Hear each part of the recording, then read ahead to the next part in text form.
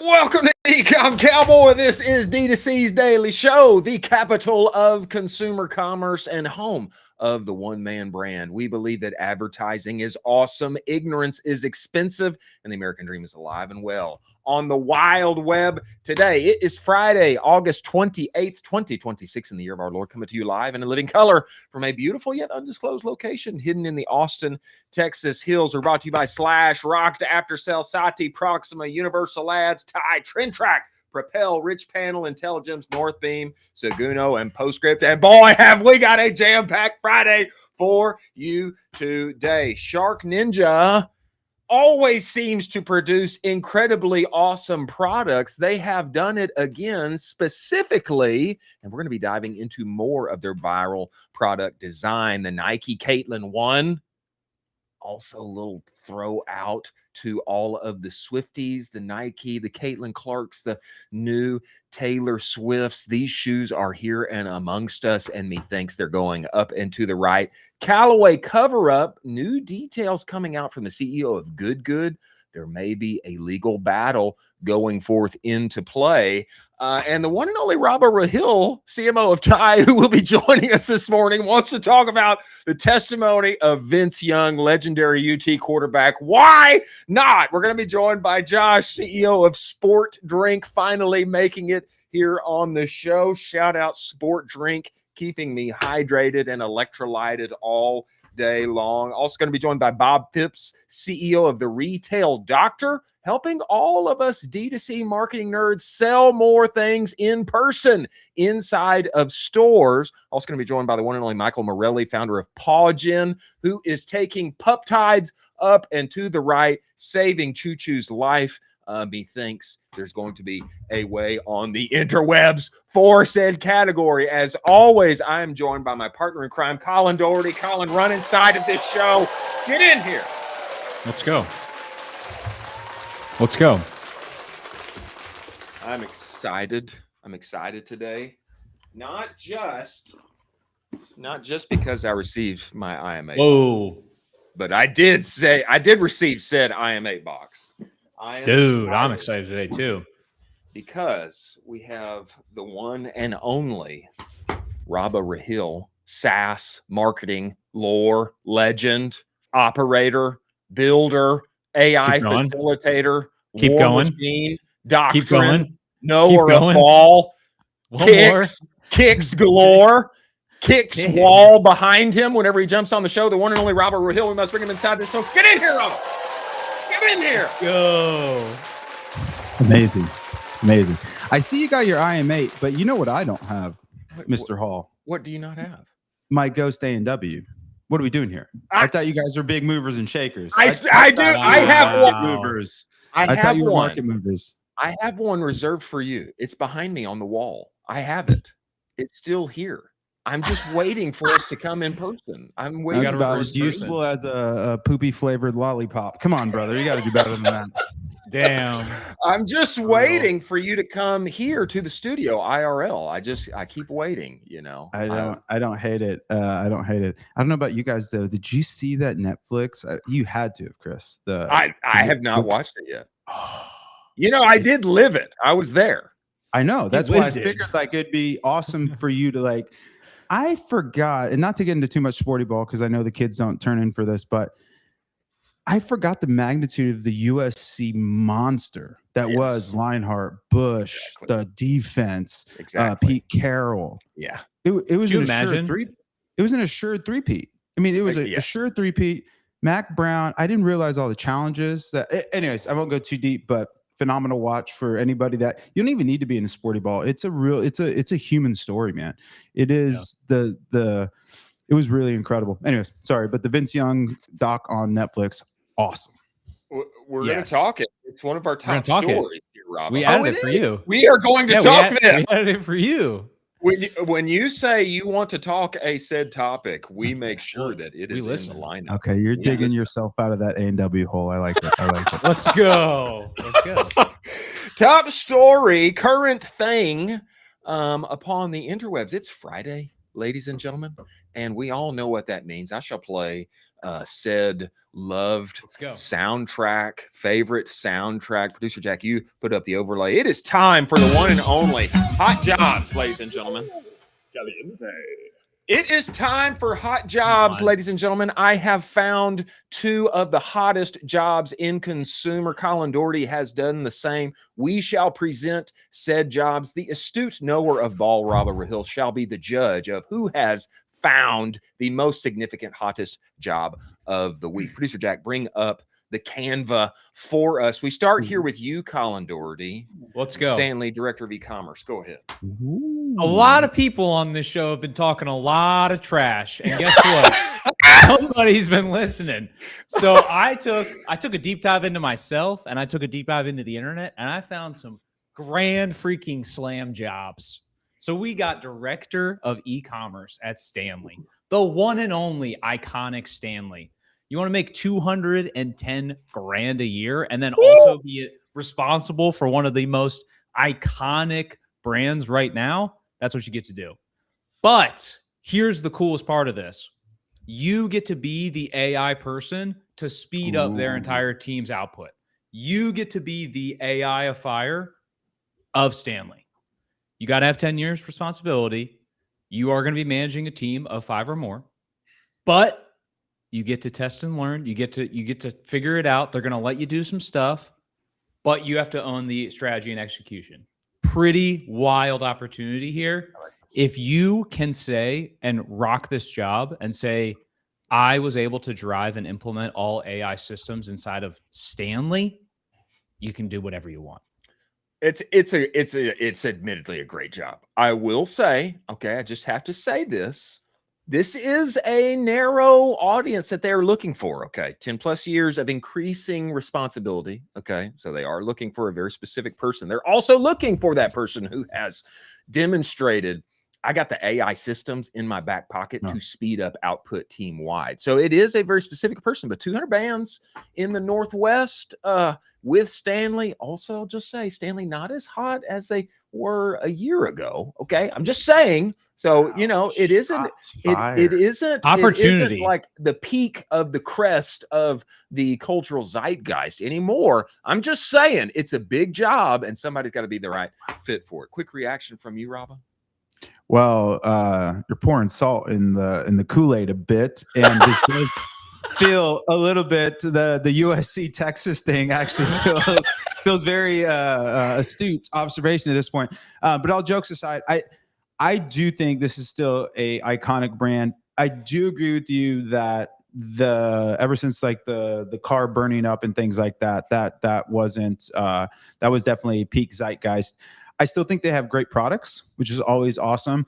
I like the salary band. I like how they phrased 2 years or 10 years of increasing responsibility. I think that's a good green flag in culture of like, hey, were you moving up? Were you improving, et cetera? I think that's great. Overall, I love this. I think this is a strong out of the gate. The one challenge that I think they might have is Seattle is a very specific city. Yeah. Not in New York, it's not in LA, it's not in Austin where you can chameleon and you can bring a lot of people. So I think that's the one thing that when you find the right person, or if you do love the Pacific Northwest, which is beautiful, not for me, but I think that's the one knock on this listing is Seattle is a very specific city. It's fair. It's very fair. expensive too. But a great find on your no, part. You're coming out hot, Colin Dougherty. Strong. This is strong. Hot. Next job here. I am going a different direction.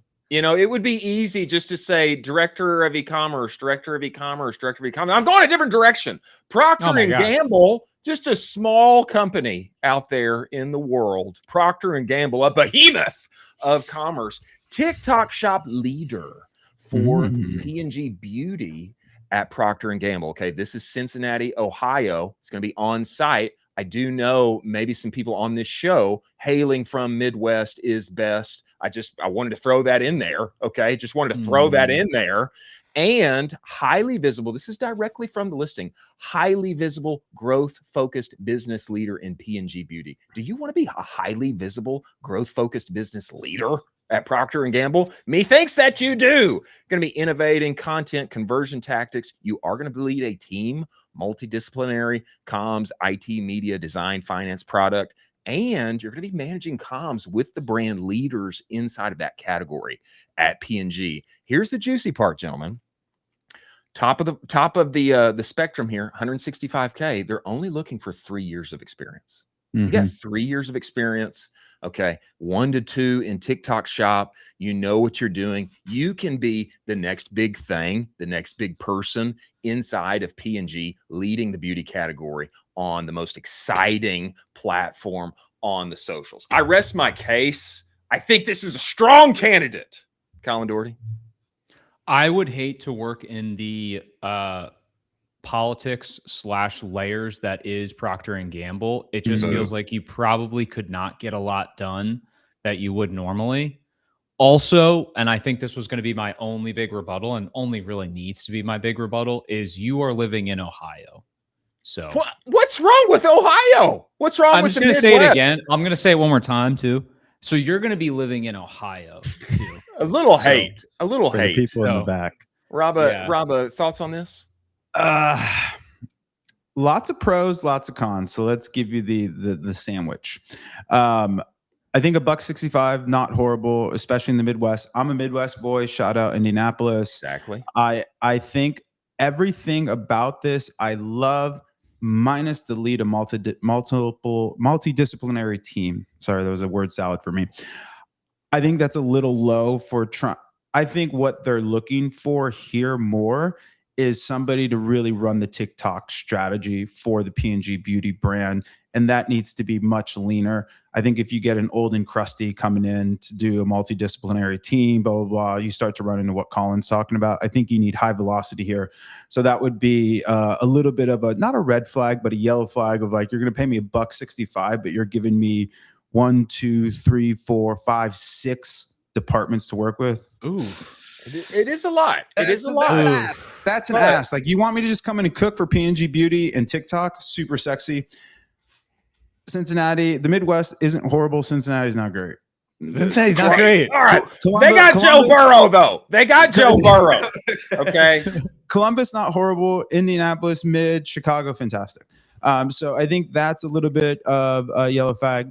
So those are the negatives. The positives are, if you can come in and do this, if you are a bit of a people person, if you're charismatic, if you can work in a bigger org or you understand people very well, I think this is more of stamping your ticket than the Stanley. If you can crush it out of P&G, that's going to really be, so this would be something where somebody was like, hey, I might go do some time for 2 to 3 years. And then make a bag somewhere else because I crushed it at P&G. I also think you might want to have the persona that being in a bigger org is what your future roadmap is going to excite you about, because this is going to help you hop to bigger orgs. You're not going to want to go to this place and then go work at a D2C brand or a Stanley, for example. So I think if that is your goal, and to Chris's point, a 3-year in the room kind of experience. So I think there's a lot of pros here, but I think there's, again, a very narrow subset of people that will be excited about this.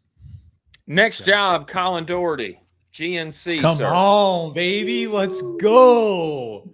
You know how I feel about subscriptions. You know how I feel about everything right now going on within the supplement subscriptions pace. You know how I feel about everything going on with telehealth. I think this is absolutely a juicy, delicious role. You get to be director of e-commerce for GNC, iconic brand. Guess what? They're already on Shopify. They're already on Recharge/Skio. Someone could come in here and absolutely just be dialed to the teeth.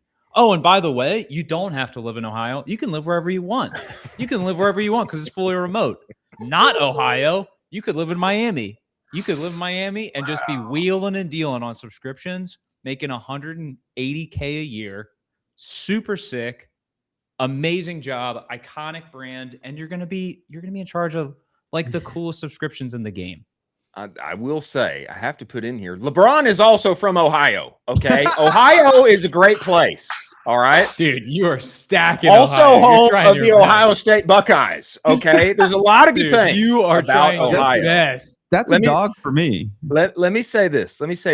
I think this is a great op. I will just note here, they are looking for somebody to partner with store ops and store leadership. So this is not just somebody wheeling and dealing at the computer. Okay. It's somebody who's working with people on a store by store level also. So I mean, I'm just saying that they're looking for a general manager type mindset and a store facilitator of various things. Rabah, quickly from you.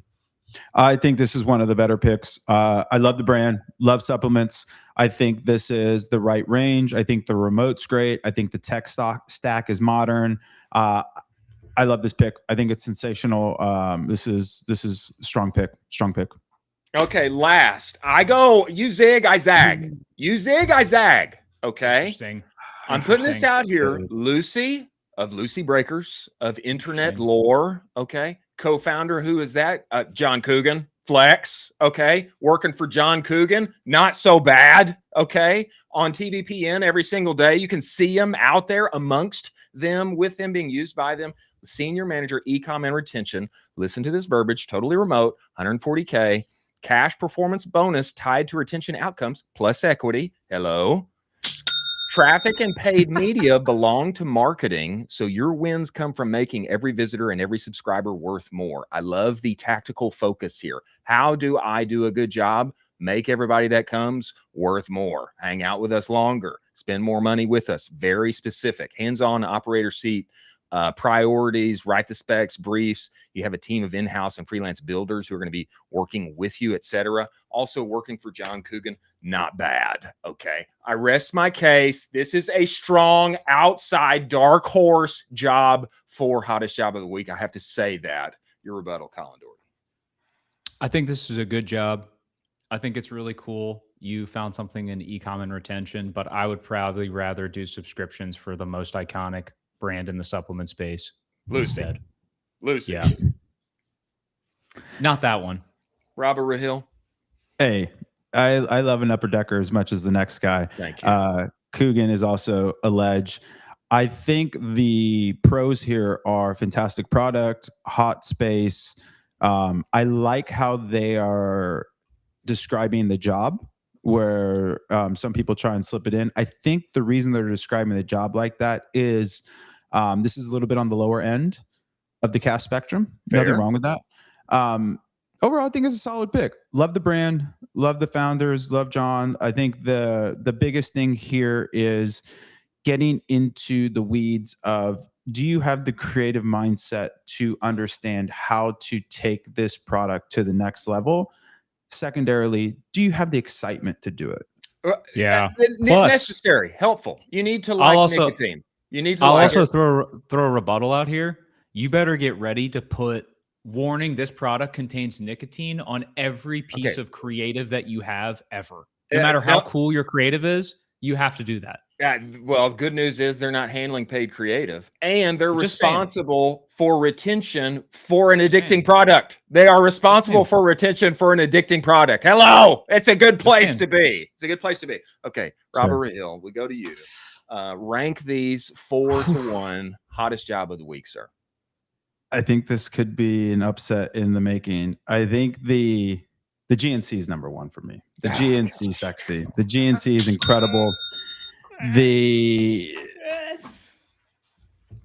P&G, I think I'm a little biased. I'm not super into the big orgs, so I'm going to put the P&G at the bottom. I think it's a great gig. I think it's a great gig. Don't get me wrong. Where we need to go is Stanley Lucy, and I think today's the day.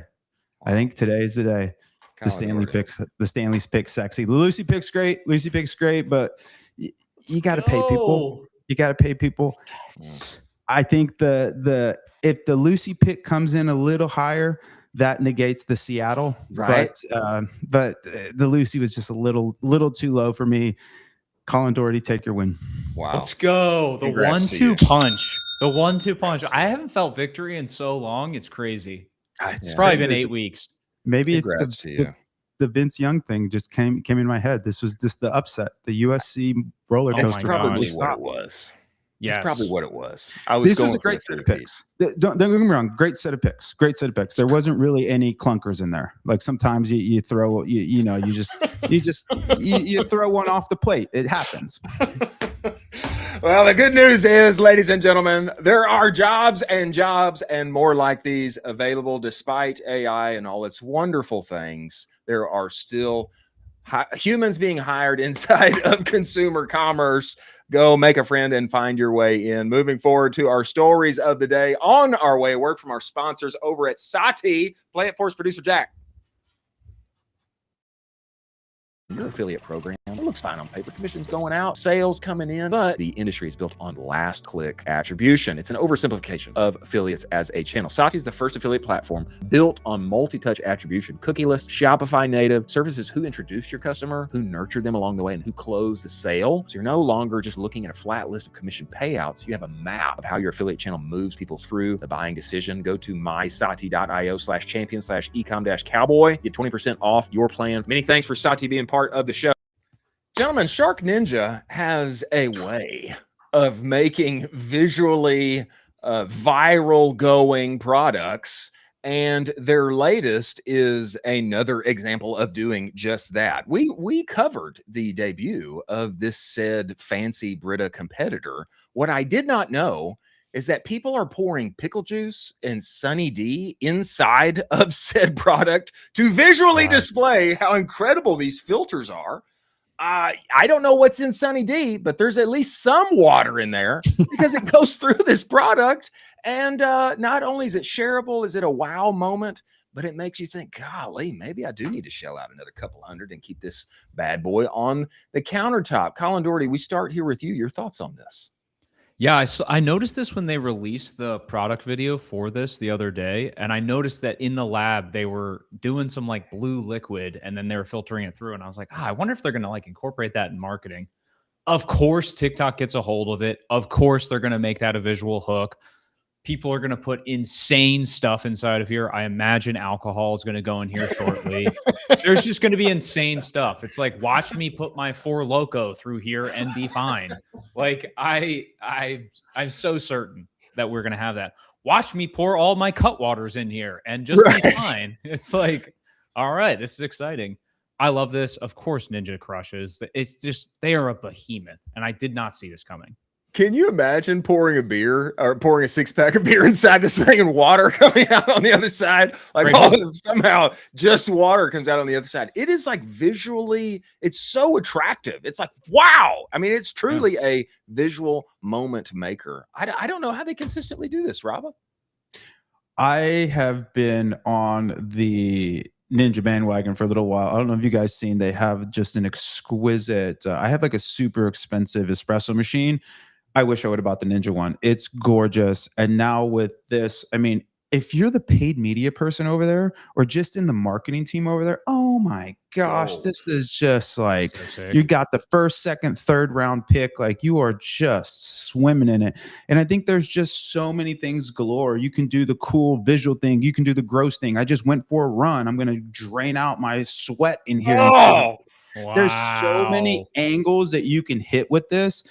I think it's a win across the board. And I'm going to go as far as Ninja's getting to the point in their product design where they remind me of the OG Apple era with Johnny Ive and Steve Jobs. These things are designed. There's a great line. I think it's apocryphal, but Michelangelo once said, the statue, David was already in the marble. My job was just to remove everything that wasn't David. And I think that this Ninja designs are just so simple, clean, everything you need, nothing you don't. And I think that's simplicity is the ultimate sophistication. Leonardo da Vinci. I think this is just 12s out of 10s. I think this company's on a heater. I don't know if you saw the behind the scenes. The people that are working there, again, it reminds me of the OG Apple. Like you can feel the passion, the love, the excitement, the intensity to focus that is happening at this company. No notes. That's crazy. The only thing that I can say is that they're like so good at this, and I have several of their products, They're so good at this that one begins to need a kind of butler pantry of sorts. You need like a second hidden kitchen, you know, to keep all of the products. Like, where do you put them? You have your regular kitchen, and then you have like storage or a second kitchen where all of the products can be lined up and be brought out or be used on the regs. I mean, they do just continue to hit homer after homer with all of these products and sell really high AOV products on places like TikTok Shop. It's like they do the impossible again and again. They are they're cracked. They're cracked. I'm very impressed. I agree, and I would actually push back a little bit on that point. They remind me a little. You guys know Flamingo State, the brand. Anyways, they make a bunch of stuff, but one thing they do make is hand soap. And I'm super OCD. I hate to have ugly things on my counter. And they got me with an ad because they have this beautiful hand soap. So where I'd push back on the Butler Pantry is they make products so beautiful that they like add to your aesthetic. So I have a Vitamix super fancy blender. It's the most ugly, hideous thing in the world. It's this like industrial thing that you don't want anybody to see. You just want the final product. These things, you can line them up and they actually add to the aesthetic. So I think that that's one of the coolest things ever when you can have utility and aesthetic together. That's the pinnacle of design for me. I think I may have seen them on the counter of Justin and Haley Bieber's counter as well inside of their kitchen. So crazy. I think it's all the flex that one needs. Get the Vitamix out of here. Put that bad boy in there. I want people to see my ninja. Moving forward here, gentlemen. Second story of the day, a Callaway cover-up in the midst of all of the good controversy. Okay, this was a tweet that came out late last night. I don't know if someone was deep in the grape when it came out, but CEO over at Good Golf, Matt Kendrick, I myself was up late at night, may or may not have been deep in the grape. He said this, interesting. Callaway Golf asks us to make an ad, then approves it. Scroll down here, Jack. I'm talking the quote tweet here first. Interesting. Callaway Golf asks us to make an ad, then approves it, then asks us to take the fall, then drops us in a coordinated media blitz and covers it up by giving $1 million away, thinking everyone will be okay with it. 30 for 30 will be legendary. He did say 30 for 39, but methinks he meant 30 for 30. And then here in the midst of various comments, people are saying, hey, Good should sue Callaway for every single penny. Matt Kendrick says, not opposed. Greg Waddle says, I think Callaway set these good guys up. Matt Kendrick says, I agree. I think there may be something brewing here, gentlemen, and perhaps this controversy is not over. Rabah Rahil, we start with you. Your thoughts on this? Yeah, I think there's a few things. One, the ad was terrible. Yeah, everybody makes terrible ads. It's okay. I get it. Two, the apology was really bad. That like he should have hired a PR, like that made it worse. He could, like, when you have crisis management, there's three things: admit what you did was wrong, say, hey, this is what we're going to do to fix it. 3, this is what we're going to implement to make sure it never happens again. That's it. You don't need to say more. You don't need to see less. You're never going to appease everybody. But I think the PR management was really terrible there. With all that being said, I actually agree with this. I think so. There is a hot take about how golf is a very inclusive sport, or exclusive sport. They want to keep their, and I think as they started to branch out into other waters, some maybe higher up, some old and crusties, some gray and whites might have gotten a little bit upset and laid this landmine. So I don't know. I would love to see some conspiracy theories go deep on this, but ultimately I think, hey man, people make bad ads. People made a mistake. Nobody was hurt. Nobody was this. Was there like a perception of things? Yes, I get it. You got to move on, man. I don't think it warranted what it warranted. Personally, like everybody should have their own views, their own opinions. Shit happens. People try things. It doesn't work. This wasn't like this huge. So I think there just, it seems like something else, right? Like it's just like this just doesn't warrant. There's been way worse stuff that's happened before that hasn't warranted this kind of backlash. So it seems a little weird here. Furthermore, this got approved. It did. Hey Bingo. guys, like what are we talking about here? You don't get to like have your cake and eat it too. Like Callaway should have said, "Oh yeah, well we did." Like, so I think there's fuckery afoot, and I think there's going to be some really interesting things coming out. The problem is you're going against a monster, and you are not a monster. So like, hey man, unfortunately, money is power, and like it might be one of those. Hey, here's a check for a little bit of money. You're not going to say anything. You're going to shut up. You're going to take your beating, and you're going to move on. I think that's what's going to be the highest probability that's going to happen, because other than that, you're just going to get wrecked. Unfortunately, Colin, you see this going down in the courts? Oh, I totally do. I totally see the through line now. Okay. And if I was them, I would absolutely make the biggest lawsuit in the entire world, because I agree with Rabah that eventually they're just going to settle with this. But this could be a lawyer's absolute dream, because this had to be approved by Callaway. And so to then put all of the fault on Good and be like, well, you guys approved all of this. We had comms of this. We have also documentation of all of these comms. We have all email exchanges. We have back and forth on photo and video approval from your team. And then for you to then turn around and say, like, this is unbelievable that you guys did this. This is crazy. It's like, well, you approved it. And so I think this is an absolutely juicy lawsuit for Callaway.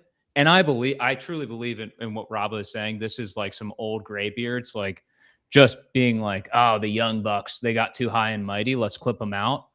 Yep. I love this. I'd love to see a little like hip check to Callaway and just an absolute $100 million bag just taken out of Callaway. I will say, I just checked. So you're talking a 2.82 billion market cap against the 8-figure brand. Oh boy. Wow. That's a big one. But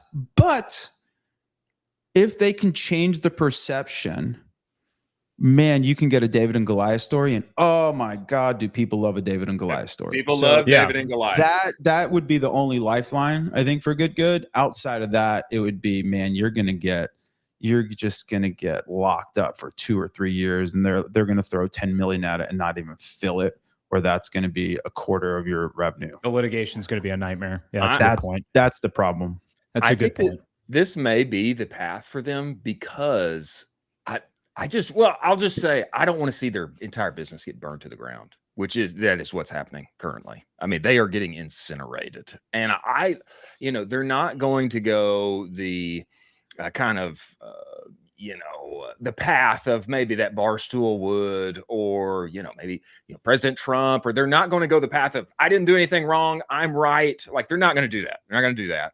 They've tried to make an attempt at apologizing, and maybe it didn't go over that well. What is a way that they can actually save their business? And maybe this is it. And if they can have the right PR around this thing, and positively spin it as a David versus Goliath, and they approved it and all those things, maybe they have a way forward. I just want to see them continue as a business. Is my hope. I agree with Rob on this too. Like, they should hire the most expensive PR team. I said this when the story broke, but then they should also show all of this stuff publicly of like, these are the comms that we had with Callaway. Like, this is them approving it. Like, I think if they were to basically do that, of like a public facing, hey, this is like Callaway approving all this stuff, I don't know. I don't know. Rob might hate it. No, I love that. Here's what I do. I do a complete, like, again, the founder was coach him up, or maybe he was just in a bad headspace, but you do a whole kind of behind the scenes of everything, and then you crowdfund your lawyer fees. We're going to go after these people. Here's everything that happened. We're going to tell you everything that happened that we can legally. You guys decide on your own, and then you do a mea culpa, donate to women's charities, or have like just lean into it and say, hey, people make mistakes. This wasn't so out of bounds that we can't come back from this. But then, don't you hate when big corporations always win? Yeah, I terrible. do. So why don't you throw us $10, $100, $1,000? Like, whoa, you know, the sponsorship things, you can like sponsor a lawsuit. Here's where you want to, here's the docket we're going to submit. You can put your logo on the lawsuit. Let's go. So that's what I would do. That's like, dude, move on, have some fun with it. I'm sorry. Here's how we're going to make it right. Yeah. And you know what? You shouldn't let these people win. This is almost a $3 billion company. We're just kids trying, figuring out. These are the adults in the room. They had the responsibility that we had. We failed. They failed even more, because when kids do things, it's the same thing. They should have responsibility. But dude, when you're young, you're dumb. It is what it is. But these are old people. You run a $3 billion company. Come on. Yeah. Wow. I think Douglas, we need to clip this. Producer Jack, we need to clip this, and we're gonna invite Matt of Good on the show. We want Matt Kendrick to come on the show and talk this, because I don't want to see their business go away. Let's go, Douglas. And there may be a real path here. If I'm him, dude, I'm doing the whole press tour. Get him tightened up a little more. And again, I think he might have just been in a bad headspace, because I was just that 8-minute rant wasn't it. Love him. I think it's great. But like, you know, get him tightened up, get on the circuit. Rally Come practice here first, Matt. It's time to arm the rebels. Last of our stories of the day here, gentlemen. The testimony of Vince Young has come out. Untold on Netflix. Incredible series, Untold. It is. I was here at this time on the team. One said 2005 national championship. We were up against Goliath. USC had already been deemed the #1 college football team to ever exist in 2005. They had gotten awarded that before they even won the Natty. They had gotten awarded that. They had, you know, Matt Leinart, Reggie Bush, you know, all of the things. Lendell. There's Chris right there. There's Chris right there. Yeah, I'm somewhere in there. Somewhere in there. But Rabah, we go to you here, sir. Your thoughts on this and its implications for our audience and community and more. I think it's a great story, and it's also a great tale of the positives of it. Are this guy was so driven. He was an unreal talent, absolute talent. I mean, this guy was packing the Astrodome for high school games, for people to give you context. Like, this guy he was beyond belief. Gets his hopes and dreams crushed because FSU was his #1 pick. They wanted him to play wide receiver. He wanted to play quarterback. Okay, moves on, picks himself up, gets Mac Brown, meets Mac Brown, loves the Texas team, comes to Texas. Has a horrible, or I wouldn't say horrible, but a rocky start. A rough start. And then finally, one of the biggest things that I took away from this is having a mentor in your life. And Steve McNair and him were very close. And Steve McNair, there's this kind of blow up where he ends up just freaking out at practice and just leaves. And Steve McNair finds out, he calls him and says, "Hey, man, we can do a lot of things, but the one thing we're not going to do is quit." And then after that, everything just starts clicking, and the man just goes on a monster run. I will die on the hill that that's probably the best college football performance ever to this day. I mean, it was just unbelievable. I still think that USC team was the best team ever. It was incredible, but the takeaways are: get a mentor, don't quit when you're down, and don't get too over your skis. So that was the fun part. The not fun part is he really didn't materialize that well in the NFL as he should have. And so having people around you in the right ways, again, being young with money, not having a lot of guardrails, that can be a challenge. And so that's the other thing is, once you start to have some success, really start to put the people you need around you to make sure that you can stay on the path towards success. And when you're super talented, it can be a challenge when you get around super talented people where, yes, D1 athletes are incredible. Yes, the top of D1 athletes are incredible. I was a D1 athlete. But when you go pro, these are the best of the best of the best. The stuff you did in Division I will not work at the professional level. And I think that's where he kind of lost the plot, where a lot of things were that. So going back to kind of D2C e-commerce, running your business, there's levels to this game. And as each level changes, you need to understand what it takes to succeed at that level. And when you start to get into the upper echelons, everybody's a killer. Everybody's hunting. And every day you're not working, you're getting outworked by somebody else. And if you don't have that attitude, you're going to get wrecked. True. It's crazy. We have 3 D1 athletes on this show right now. Let's go. Let's go. Let's go, baby. Let's go. That's nuts. It's nuts. It's nuts. Yeah, and crazy. people may not know that Colin Dougherty, a D1 frat daddy, D1 frat daddy. That's what it is. At Towson. And Solo Cup master. yes, that's right. That's right. That's right. A dog of dogs. Dog on the table.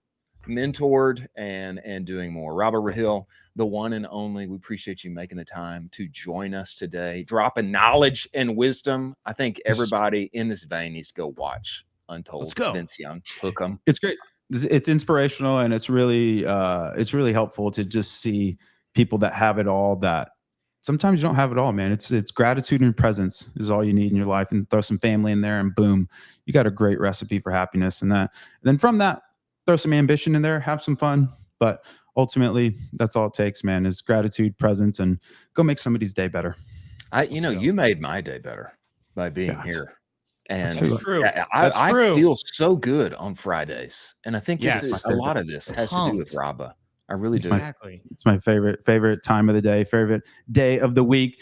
And shout out to Colin Dougherty for getting a dub on the board. Let's go, Colin. Let's go. Huge Friday.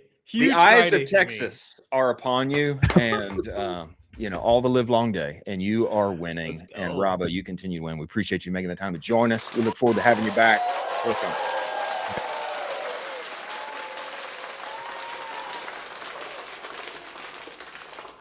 Moving forward, we have a very exciting person coming inside of the show. I'm talking about the one and only Josh Lekach. Josh Lekach. That's how I'm going with it, Josh. Co-founder of Sport Drink, one of the most exciting and I would say best copywriting brands inside of our space. Is that fair? Easily. Is that fair, Colin Dougherty? Easily. I really believe that. We must bring him inside of the show. Before he comes, ladies and gentlemen, a word from our sponsors over at Trend Track and Rich Panel. Play it for us, producer Jack. Your CX team is buried in repeat tickets that are costing you money. Rich Panel is the AI help desk that fixes this massive headache and automates 70 to 80% of your interactions. You're only responsible for the exceptions. Your team of Rich Panel AI agents has got you on the rest end to end. If you're paying humans $2 to $10 per ticket, you need to see what 30 cents feels like. Ridge did this, cut their cost per ticket by 70%, save $500,000, and 50% autonomous resolution in 30 days guaranteed, or your money back. Go to richpanel.com, book your demo today. Many thanks for Rich Panel being part of the show. Ladies and gentlemen, if you want to know what's really working right now, not what worked 6 months ago, but what's actually scaling on the market today, Trend Track gives you full access to the marketing playbook of any brand in the world. From every Meta, Google, TikTok ad they run to every email newsletter they send their customers, your direct competitors, the biggest players on the market, is all there. All the market data centralized in one place, refreshed every 24 hours. Go to trendtrack.io and get hooked up with them today. Know what's actually working on the internet. Many thanks for Trend Track being part of the show. Colin, can you smell that, Colin? What can you smell? I smell Gatorade being scared, ladies and gentlemen, because the one and only Sport Drink doth exist. And there's lots of ways to partake of Sport Drink, mixing it in water. I just like to take it straight myself. But we must bring the challenger brand inside of the hydration space, winning every way, up and to the right, forever and ever, amen. The one and only Josh Lekach of Sport Drink. Get inside of this show, Josh. Get in here, Josh. Am I here? Did I make it? You made it. All right. You made it. I don't have a fancy studio like you guys. I don't like this. I'm just trying to be as good looking. I'm trying to be as good looking as the Joshes over at Sport Drink. And this is my way. Is to, let's fancy up the context. That's what I'm trying to do. Josh, I mean, you're a real cowboy, so that's better than whatever I have going on. Yeah, I don't know. The hat, I don't know. Well, when you have the hat, it means you're a real cowboy. They don't just give that to anyone. That's true. They don't. That's it's fair. The law. It is the law. It is the law in Texas. Yeah, Josh, I have to ask the question. I know that I meant to mix said sport drink inside of waters and perhaps other substances, should one want to partake on a particular beverage on a Friday afternoon. But I have to say, my favorite way is I just lick. I've been licking this thing throughout the day. Is that a fair way to take in said sport drink? Well, yeah, it's kind of like Sour Patch. Delicious. Like it kind of tastes like Sour Patch. Actually, the first batches we used to make would clump up and it would turn into candy, really. And we didn't know how to fix it without like maltodextrin or silicon dioxide, which is what everyone else uses. And then we found out that we could use calcium, which is just another good ingredient anyway to have in there, and that like naturally to fix it. So we did it. We fixed it. But it is candy. It's basically candy in a good way. I agree. Yeah. Josh, could you talk a little bit about kind of the formulation of sport drink and kind of the origin story of all this? Yeah, I had a throwaway idea that was like, oh, anyone can make a company now. As an example, just make a better for you Gatorade. Just take what Gatorade used to be and make that again. And then Josh, who I was just friends with, the other Josh, he was like, dude, we should do that. I'm like, all right, let's do it. And usually that's where ideas end. That's where people are like, they just forget that they even had that conversation. But we went with it. We ran with it. And then a year and a half later, we launched. So we used the original Gatorade formula as a base, and then we just improved on it based on what we all know nowadays to, be important in an electrolyte drink. And then we stripped away all the bad stuff that everyone seems to gravitate towards, which literally every brand out there now, forget Gatorade and Powerade and all those, like every single brand out there that exists now, they're carbon copies of one another with like slight tweaks. And don't get me started on the branding and the packaging and all that. They're all the same. And they all proudly are like, oh, we're zero sugar. Like that's, oh my God, how could I not have thought of that? Like, but zero sugar is dumb. Sugar is functional and it's important in an electrolyte drink. And your body knows how to metabolize it and use it for energy and all sorts of things. And stevia or monk fruit or aspartame or all these things, they're not functional. And they have like a weird aftertaste and they don't do anything and they're all trash. But so, yeah, I mean, we found a way to differentiate ourselves from everyone else, not only from the formula, but from the marketing and the packaging and the branding. So the marketing, we're awesome is what I'm saying. I agree. The marketing, we agree. The marketing stands, Gold. stands alone. It stands apart. Gold. It's unlike anything else out there that exists. What I've noticed, and I mean, I don't know if I shouldn't take offense, but I've noticed a lot of brands on Twitter are ripping us off. Yeah. Not only our style, but the thing is, like, this isn't a prompt on ChatGPT. Like, you can't just be like make outlandish copy. And, this is from, the three of us in the company. Like, this is our personality. This is how, if we made a company of hats, it would be the same sort of identity because that's who we are, Could you talk us through this process of how you guys come up with this stuff? Is it just like literally you three guys hanging out and then you're like, oh, we should do this? Because you're saying, like, hey, you can't replicate this in a prompt. You can't. But like, how are you guys doing this? Is it just vibes? Yeah, I mean, when people talk about, I hear so many people with startups and like success stories and like, yeah, we've been grinding since day one and working hard and it's just work and no life outside of work. And I'm like, that's not true for me. Like, this has been super easy. I'm working with Let's go, Josh. I'm working with my two friends, and it's, you just look at the group chat and it's, a lot of it just comes from there riffing with one another all day on there. Or just, I'm tweeting nonsense and then I come up with an idea. Like the sport drink Twitter is me and then our designer, who's a minority owner in the company. And I don't know, there's no formula. Things just come. And also there's no planning either. Like if emails, right? Like companies will have emails set up for, you know, months out or what, like, dude, I write the emails that day. You know, I'm like, oh, I haven't done an email. I should do an email. And then like, I come up with something. Like the hardest part about the email is just getting the images in time. Cause I come up with an idea and I go to my designer. I'm like, dude, I need this. And he's like, I'm in the middle of driving to Nashville or something, you know, to like, and by the way, none of us are in the same location. Josh K is in Los Angeles. I'm in Costa Rica. And our designer, I can't say where he is or what his name is, but he's somewhere on the East Coast. So, incredible, man. Incredible. Dream in Costa Rica. Jeez. Flex. Yeah, you are living the dream in Costa Rica. Josh, you know, when you're talking here, you actually, I mean, this like, it reminds me of Bart at Dad Gang. It also reminds me of one of my old bosses at Bruce Bolt. It's kind of like the meme of the guy at the Olympics who doesn't have all the fancy glasses and the equipment, and he's just out there just pointing and shooting and getting medals.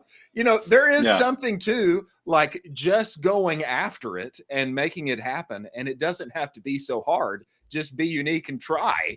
I mean, it does. Like this is what's coming out when you talk. And I find it refreshing. Yeah, I think it's like the laws of attraction. If we really had to be out there and busting our ass and going to trade shows or, you know, what have you, and trying to convince people to try our product and, you know, convince people why we're the best, we wouldn't make it.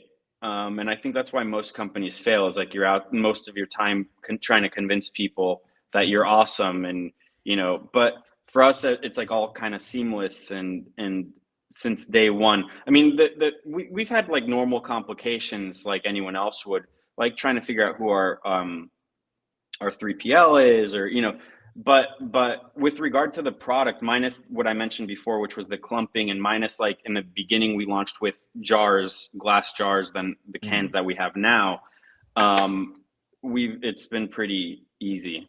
Yeah. I don't know if that's bad. I don't know if that, like, that's good. I think it's great. No, I know, but I'm not trying to convince people that like not working hard. You know, it's not like I don't sit around and on my computer and like I do things, but you know, I still have time to be with my family every day and play with my kids and stuff. So it's huge. And I work from home. Yeah. Josh, you got to talk a little bit about your background, because you also were in the influencer space. And then how does that translate into sport drink? I would imagine incredible, right? Yeah. So I was podcasting for about 5 years and making money. That was how I was making my living. Not like anything crazy, not like Tim Pool or whatever, but I was in the world of politics and culture and culture war or whatever. But I was able to support my family with it. And I was hyper fixated on culture more than like geopolitical stuff that I can't wrap my head around. Like, I'm not going to pretend like I know about that kind of stuff, but I'm really in tune with the culture. And, you know, I wasn't always interviewing people like you guys are for your show, but every now and then I would, if you know, someone interested me. And I interviewed Van Man, the owner of Hestia Cigarettes, like, or Steven from Masa Chips. And I started realizing, like, I'm like, oh yeah, anyone can really make a brand. And, you know, because of them, I was like, okay, when we launch, I'm going to really focus on Twitter, because the health trends originate from Twitter, and smart people, there's a lot of dumb people, but the smart people are on Twitter, and then the dummies get the, you know, they get the information later on like Instagram or TikTok or whatever. So I wanted to be where the action. I agree. Yeah, I wanted to be where the action was. So that was on one aspect I learned about that helped me with this. And then on the other hand, I learned about like shit posting and, you know, not caring about what other people thought about, you know, what I thought and how I would vocalize all these things online and express myself online.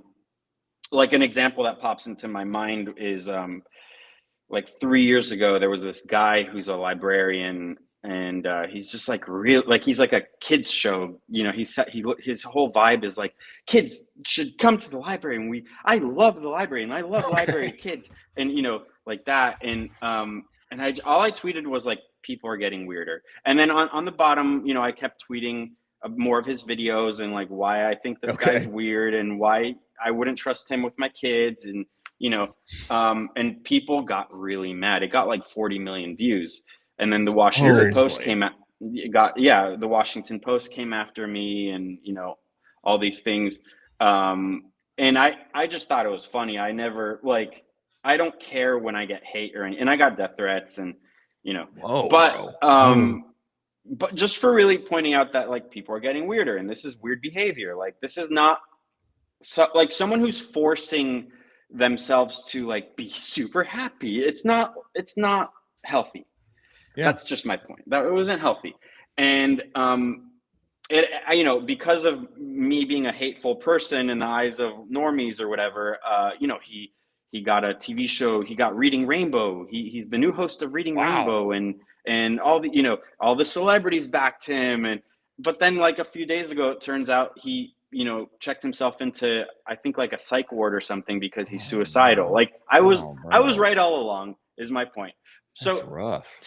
To get back to your question, and sorry for the tangent, it was a combination of paying attention to the trends in the business world on Twitter, like, you know, anyone can start a company, and then also the fact that we're not like a political company. Yeah. We have our personal beliefs, but we're not like, you know, talking about Trump or anything on there. Yeah, sure. But we realize it's a post-Trump world where the craziness of 2020 and, you know, the 5 years before that building up to 2020, it's all done. No one cares. You can't cancel us.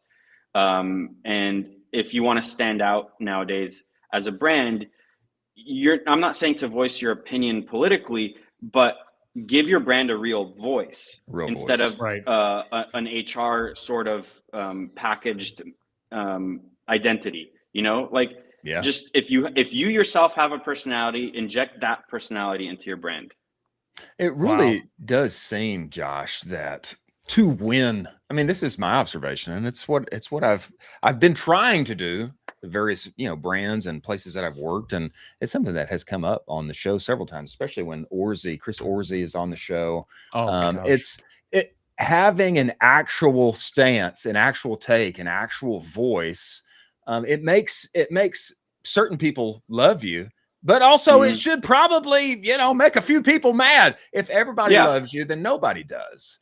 And it seems like you guys find a way to live on the edge there, and you know, make waves that, you know, positively feed the business, but probably also endear customers and potential customers to you. Do you think so? Yeah, absolutely. I was thinking it's kind of funny how, and we do this is on purpose. Like if you look at our personality on Twitter or the emails or, you know, whatever, and then you compare it to like Meta, it's two completely different companies.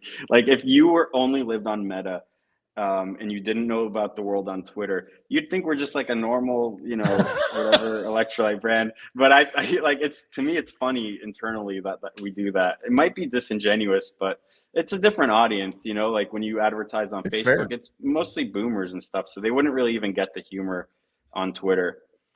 That's interesting. A very differentiated kind of channel approach. Very interesting. Yeah. Josh, so I would love to talk a little bit about what you guys just dropped, which is absolutely incredible. You guys just dropped Sport Kids. Can you talk to me also the absolute gem of who designed the packaging? Yeah, so that was my son, and I had so cool. I wanted Josh. My son's 5. I wanted Josh K to have his son add to it, but his son at the time he just turned 3, so he was like 2.5 at the time, and it just didn't really make sense. He couldn't take direction. And then, so my son, I told my son, I'm like, just write Sport Kids and put whatever you want there. And he drew like a little apple guy or something. There's no apple in Sport Kids, but you know, no, we're not editing it. And the thing is like normal sport drink is obviously for kids too. It's totally safe for them. But we wanted to make it like slightly different ratios. Like they don't need as much sodium, and it has like 1 gram less of sugar, and there's no baking soda. Because a lot of people, not a lot of people, but there's some customers who are like, oh, I like it, but the baking soda is too, it upsets my tummy.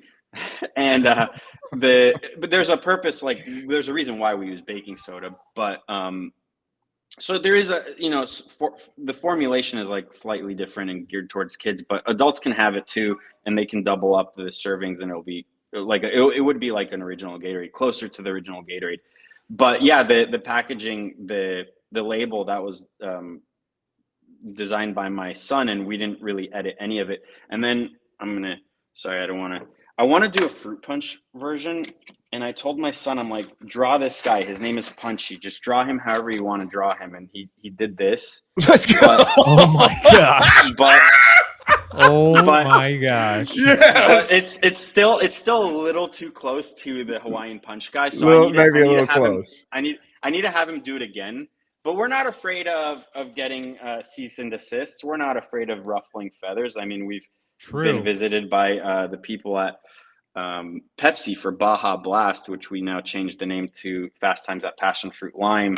And then after that, and then after that, we got the lawyers from Monster Energy after us for Behold a Pale White Monster, which they don't own White Monster. That's a nickname that their fan base gave them for what was it? Monster Ultra Zero or something. Right. That's but it's the white. I always call them white monsters. I just figured that was they should change it. They should change it to White Monster, and then they should trademark it.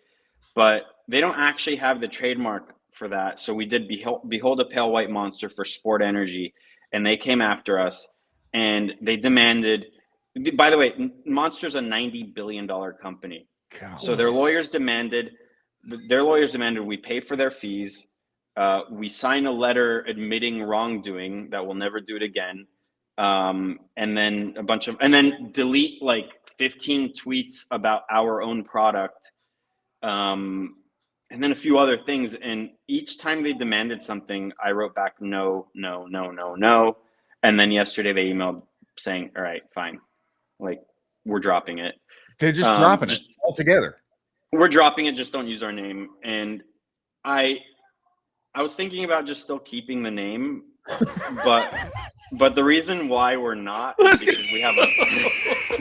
Let's go, Josh. Josh, you're the man. Just doing it anyway. Josh, you're the man. But look, it's fun. And by the way, if we're talking about marketing, it's free marketing. Like, sure. If you have a brand, do something in the gray area and get the attention from the big guys, and then you make it public, and it's free advertising. That's like one of the things in our playbook. And we're dropping the Monster thing because we already came up with like a better alternative anyway that we're working on for that specific flavor. And then we have another flavor of Sport Energy coming out in like 2 or 3 weeks. Oh, that is gonna get us another cease and desist from a bigger company. And oh my god. so I'm just gonna focus my energy on that. But yeah. This is hilarious to me that, this is like, it's an intentional like playbook. It's like we can play in this gray area. Well, it's going to, make marketing waves.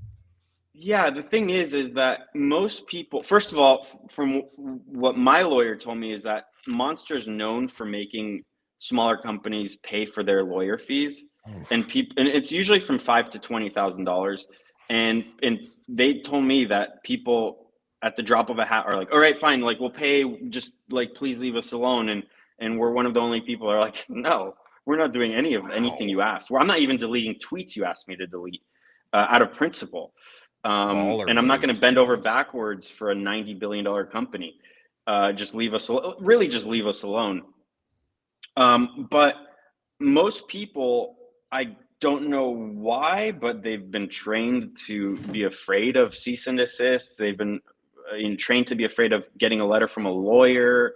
But I see it as an opportunity. Like, even if we did get sued by Monster, and when we would take it to court, I would countersuit, but I would gladly go to court because yes, it would probably cost us $500,000, and I'd have to work out a deal with the lawyer, but that $500,000 would pale in comparison to the amount of press you'd get from going. And whether you like him or not, I've learned a lot from Trump. The guy is a master marketer. I think. It's true. He takes opportunities that would like kill anyone else and spin it around and make it to his advantage. So I look at these things the same way. Like, I'm not afraid of getting anything from a lawyer or from these big companies, and you could just make any seemingly bad outcome into like a opportunity. That's crazy. It's crazy, and I dig it. I dig it a lot. Yeah, man. I dig it a lot. I mean, can we get a little inkling of what the new Behold the Pale White? Exactly. I mean, what's the... No. Well, no. I don't want. He was thinking about it. Okay, well, at least could you talk a little bit about like what you think is the natural next extension of, what you guys see in the future for potential products you would develop? Yeah, I mean, I really admire a brand like Pocari Sweat, which is the Japanese electrolyte brand. They use real sugar. They have some ingredients I don't like in there, but it's a pretty decent product. I admire that they're fairly consistent in having like 2 or 3 SKUs. They don't even have different flavors or anything. I think it's fascinating. We're not necessarily doing that, but I don't want to branch out into like things that don't make sense, like a tallow, like if we started making a tallow bomb whatever, like Santa Cruz Medicinals or Paleo or whatever that company's called. Brandon Ruh, he's big on TikTok. He has his Santa Cruz electrolytes, but he anytime a smaller company than his, like in the health world, comes up with a product, he kind of rips it and does it himself. So he has his electrolyte, but then he has his tallow bomb. Like, why are you even doing that? And he's probably making a lot of money, but I want to stay like kind of in our lane here and really focus on these products. But I think eventually we'll do ready to drink formulas that we'd be in supermarkets, and that'd be for when we want to be in Target and those types of stores, which we're not focused on yet. I want to figure out Amazon before anything. So we had like a year ago or 8 months ago or so, like a soft launch on Amazon, and I don't like how it's been going because the cans get dented. They don't care about Amazon doesn't care about like preserving the integrity of the product. So the cans will arrive dented, and people don't like that, or and it's heavy. So I'm kind of letting our time on Amazon like peter out right now, where whatever inventory they have, just sell through. I'm hiring a new company that will handle our Amazon that were referred to by someone I trust a lot.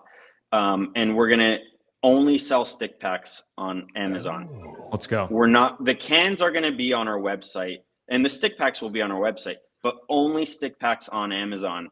And we're going to go very heavy into that around January, February, where I like this time next year, or a little bit earlier than that.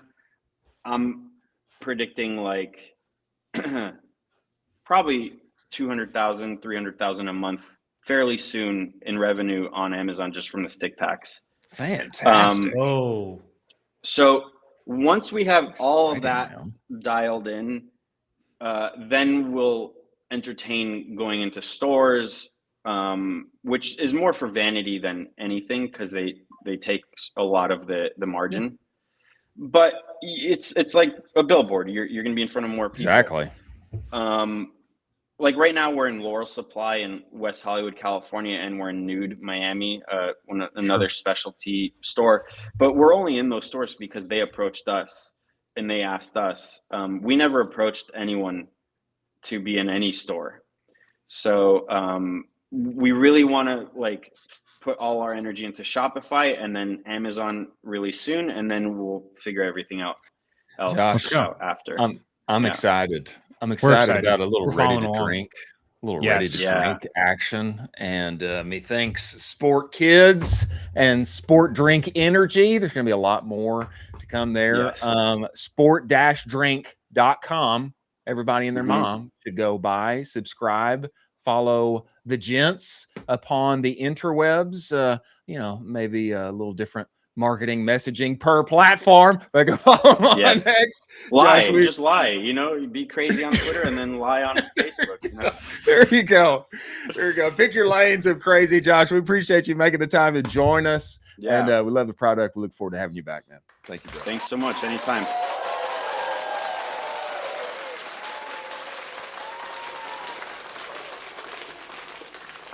Moving forward, ladies and gentlemen, we have the one and only Bob Phibbs coming inside of this show, the retail doctor who has been training everyone and everywhere to learn how to get your floor associates and more to actually sell your product inside of stores. Do so in a winsome way and send your monies up and to the right. Very relevant for all of us in the consumer world who want to get our product inside of retail and do really, really well while we are there. He is coming inside the show. Before he gets in here, a word from our sponsors over at Rocked After Sale and North Beam. Play it for us, producer Jack.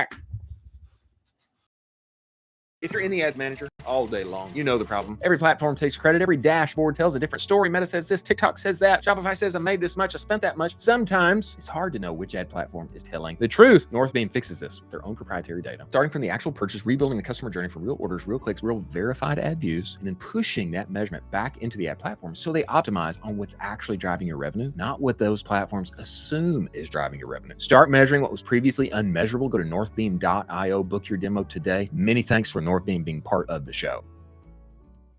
If you're getting 5,000 orders a month and you can sprinkle in $3 to $4 extra on each one of those without touching your ads, wouldn't that be nice? Yeah, it would. That's what brands like Lekach, Cozy Earth, Groove Life are doing with Rocked After Sale every single day by adding post-purchase upsells and downsells from the cart through the thank you page and then stacking an extra 30 to 50 cents just by showing offers from Disney Plus, HelloFresh, Venmo, etc. It's high margin revenue straight to your bottom line. You can be live in minutes. Go to aftersale.com/offers. Truly a no-brainer. Many thanks for Rocked After Sale being part of the show.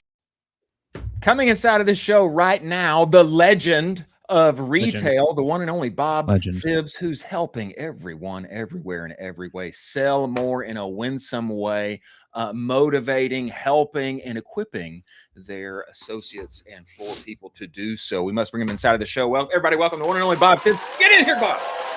Get inside of this show. Oh. Dude, you said winsome twice? Like, who says that word once in a year? You're like there. It's one of my favorites, Bob. I try to keep that in It's one of his favoriits. Yeah, you should work on that. Every now nice hat, though.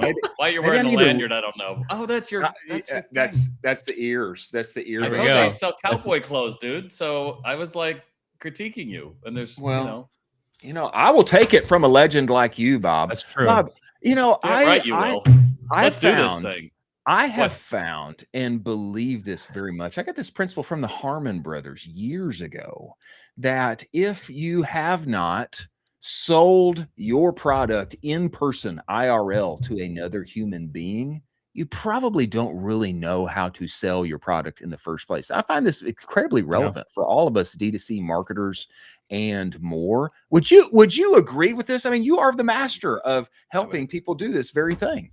And I am the master, and I've come down from my vaunted mountain to share my words of wisdom with you boys. So, yeah, I mean, look, the reality is selling is nothing more than the transference of feeling, right? Because I love something, I can easily sell it to you. That's the problem why most brands have trouble, because nobody is as passionate as a founder. So you hire somebody who has a pedigree, and you're like, oh, he'll do the job. And you're like, dude, you suck. But we don't do that.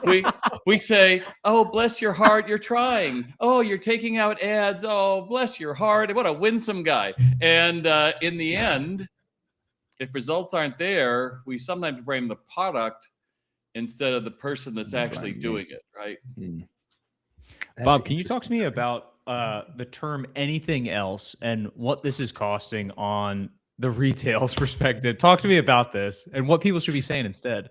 It's second only to welcome in. What a bunch of crap. Welcome in. Like, what are you, a circus tent? No, anyway. Anything else?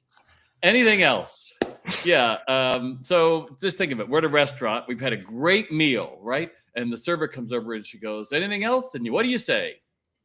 No, thanks. No, Of thanks. course. All good. Absolutely. I doubt you're even saying thanks. Maybe when some people do, but probably not. Now, if she comes back and she's like, hey, can I get you some cake or pie or cookies or something like that? Did you see that? No. Did you take her up on? No. But what if she said, we kind of got this legendary brownie that I can warm up, just a little caramel on it, and put a scoop of ice cream. What do you think? Whether you want it or not, you saw it. So servers get it because they make a tip on it. If you're a server listening to this, by the way you get your check up is have them pre-order dessert. And you say, a lot of people, they get too full and then they say, oh, I don't want dessert, but you order it now. That way it comes and you can either take it home or eat it with us. Anyway. Ooh. Wow. Just one of the things. We're not even talking that, but I had to share that because after all, I'm here with the cowboy. By the way, I have something red too. I have the sales floor problem. That's my new book. The sales floor problem. Almost the same color, dude. Almost. Is this new? Is this coming out now, Bob? This is brand new. This is only for retail CEOs, dude. Really? This is describing my time at a wonderful department store in New York City where 9 people didn't say a word to me. And I walked out the front doors of this establishment at 59th and Lex. And the doorman said, hey, sir, can I get you a cab? And I hold it. And I took a video and I pretty much railed on this brand for 5 minutes on LinkedIn and Facebook, 55,000 views within a day, 1,000 comments of people saying, this is why I don't go to a store. Here's why it should matter to anyone who is listening that has a brick and mortar presence. 25% of people are buying your brand on a marketplace or second nature or vintage or whatever, which means they love the brand. They don't like the experience in your store. So you better wake up because everybody thinks everything's going to be free money online, right? And you know it and I know it. Apparel can run up to 70% returns. So if I can get somebody in the store, I get you half naked in a fitting room and I sell you an outfit, you're probably going to buy it and you're going to remember you had a great time with me, just like your viewers think with your program, because it's entertaining. We had a good time. I want to see more of that. Yeah, exactly. I feel too, Bob, in our world, IRL, experiential marketing, people having a moment, something that they can put in their pocket and leave with, having that kind of memoriam of a brand experience, it really does endear yourselves in a way that other people who are selling on the internet, they just cannot compete with. And that's why I'm such a huge fan of actually going inside a store and having something like this. It makes me feel more human. I feel like there's an outcry of some sort in our AI age where people do want to go into a store and have something, a pleasant experience that they can walk away with. You sound very winsome when you talk about that. I appreciate that. The one thing, during the pandemic, I did a live video every day for 7 months, and I would pick up one product. It didn't matter what the product is. Could have been this Batchelder tile. This is a antique from Batchelder in LA, and the story about how I bought it.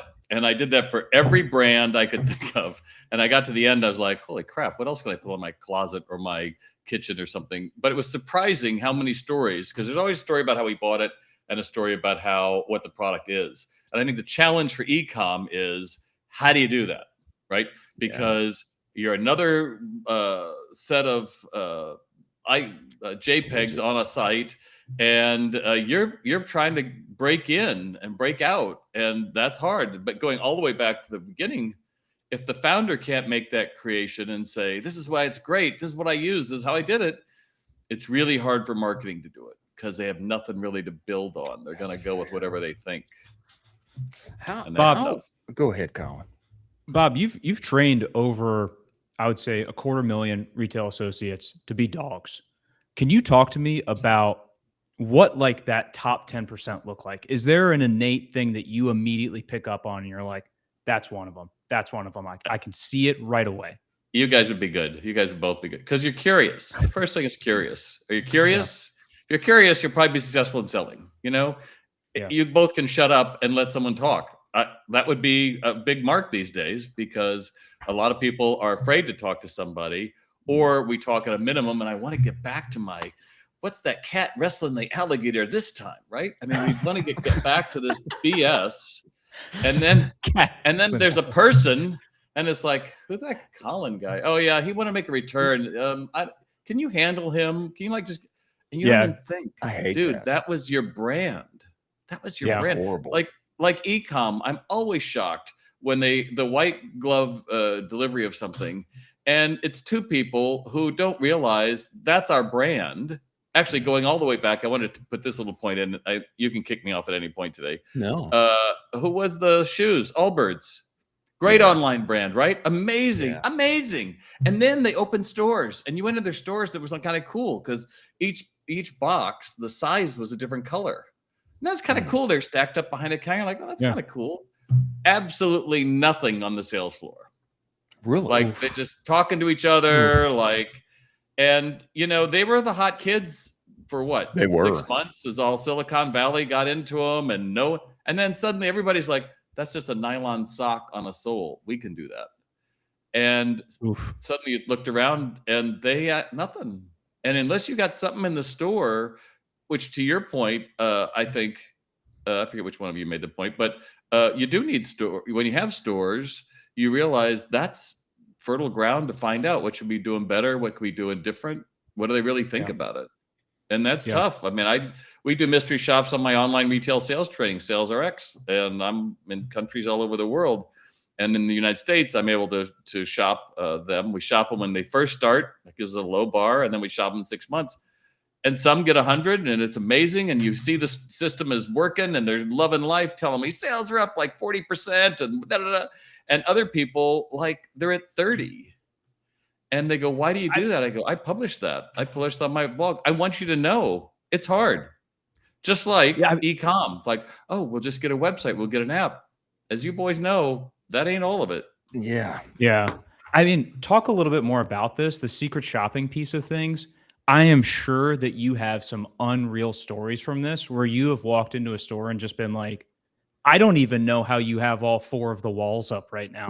Like, this is an absurd experience that I have going through. And I'm going to stay in just because of the absurdity of the experience I have right now.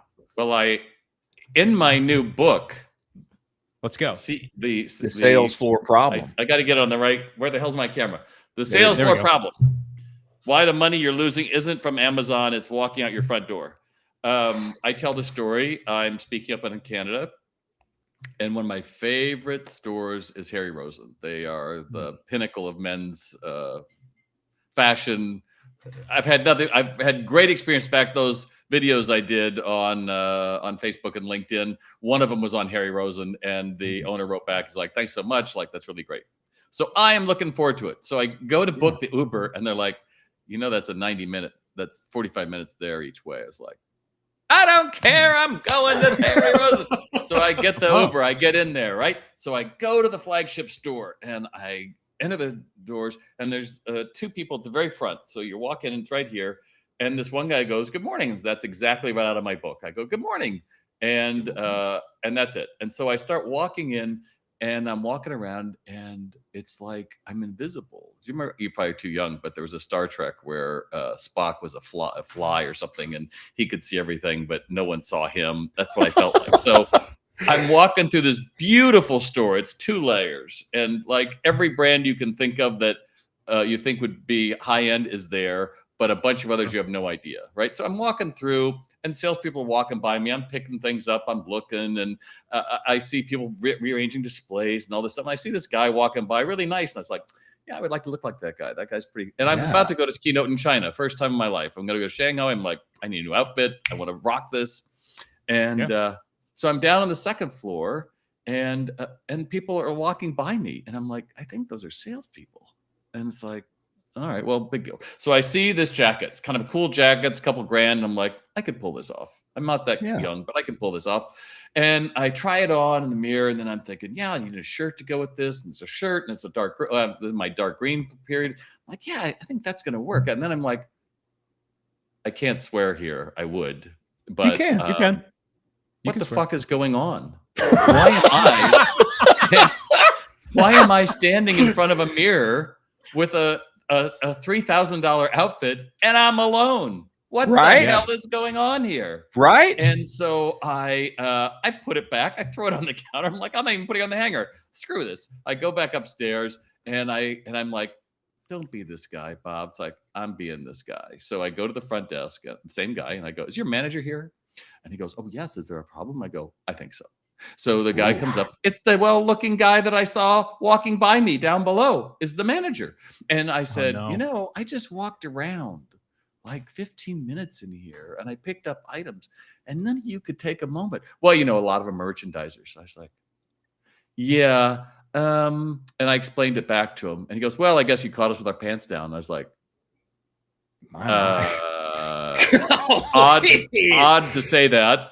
Yeah. And I said, I just took an Uber 45 minutes to get here, dude. I've done lifetime. What a great brand. Well, I guess we let you down. And I was like, I'm out. That's it. And I turn, I leave. What do? I have to take a video. Yeah, you're the wrong guy. You are the wrong guy to have that experience with. Right. I should tell you about the follow-up of the story that I first started with at 59 and Lex. But anyway, this story. So I make my video and I said, you know, I went 45 minutes to get there. It's 45 to get back. It's all this. I went out of my way to come here. And this is what I had. And another like 20,000 views. That was just in a couple of hours. And then people are just piling on Harry Rosen. They suck. You used to be great. They're horrible. Right all the way down. And I get a DM from the CEO. He goes, "Can we talk about this?" And I was traveling because I'm trying to get back home. And I was like, "Absolutely." And then by then it's up to like 40,000. And now it's going on the next day. And he comments and he says, I just looked at the tapes and Bob is right. Oh, wow. We didn't do anything. And he writes his own post, which I feature in my book, The Last Sales Floor Problem. And he wrote his own post and said, yeah, Bob showed us what we were doing wrong. We fell the mark. We can do better. It's now going to be part of our all of our training going forward. We can't let this happen again. And I'm like, that's it. Somebody has to take accountability. That's my issue, right?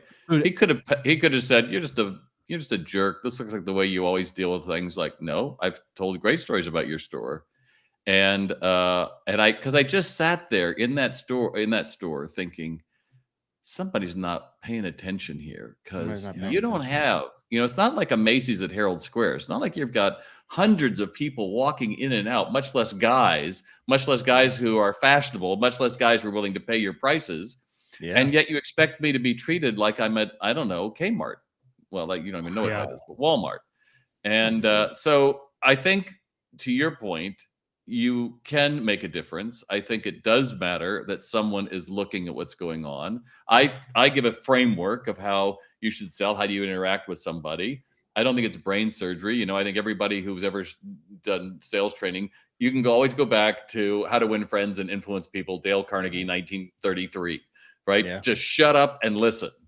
But that only goes so far. And especially now when most Gen Z would rather I walk in the store texting them and they would love that. Yeah. But people with money don't want to shop that way. And there are bitter people, don't get me wrong. There are bitter people in the world that only want to buy online. Yay for you. But for most of the world, 80% of the world wants to buy in a brick and mortar store. And this is another example in my book I'm just giving it all away today. But please, if I wanted, what? Please, Bob, give it all away. I'm just saying. Well, you probably have another guest in like 5 seconds. So if my HP printer runs out of printing ink, I don't need to go into the office supply store and have somebody with their sacred scrunchie of keys come to the magic count, the cabinet with HP, and carefully unlock it and hand me my $30 cartridge, right? I don't need that. I'm buy it online. I'll get it today. Amazon, I'll get it. It's already here. What the hell? And, but woe to you if I go into that office supply and to find that person with their sacred scrunchie and do that. And they go, anything else? Because what's the obvious add-on? Paper. No. Hello. And if I'm in that store, chances are I may not know what else I'm looking for, But what has happened in brick and mortar retail is we're trying to make it into online, which is, hey, Colin, what the hell are you doing in my store? I'm looking for a blue denim check, kind of not too big that I can leave open and show my one chest hair. Oh, great. I got just the one for you. I got just the one for you, man. Or we walk into a furniture store, right? And you got your up. So what do you say? Hey, what's your what are you looking for today? I'm looking for a sofa, a couch. We call them a sofa here. Oh, do you have a budget? I don't know, $5.99. Oh, okay, we'll go over here. Is all I've got 3? Well, that's your budget. Oh, okay. So they go to Wayfair, where no one gives them a judgment, where they're like, oh, $3,000, that's fine. But we have so treated the human connection like it is something to get rid of that I think a lot of retailers, and I don't care whether it's online or offline, and let's face it, a lot of brands are obviously playing both sides. Oh, but yeah. we did a mystery shop the other day. This is pretty sad. And we sent it off and I was like, oh my God, this is like in the teens. And the young woman is helping the shopper, and the shopper's like, oh, I want to buy something for my niece, not even asking how old her niece is or anything else. Like, what about this or this? And she's like, well, I don't know. She goes, you could just continue it online.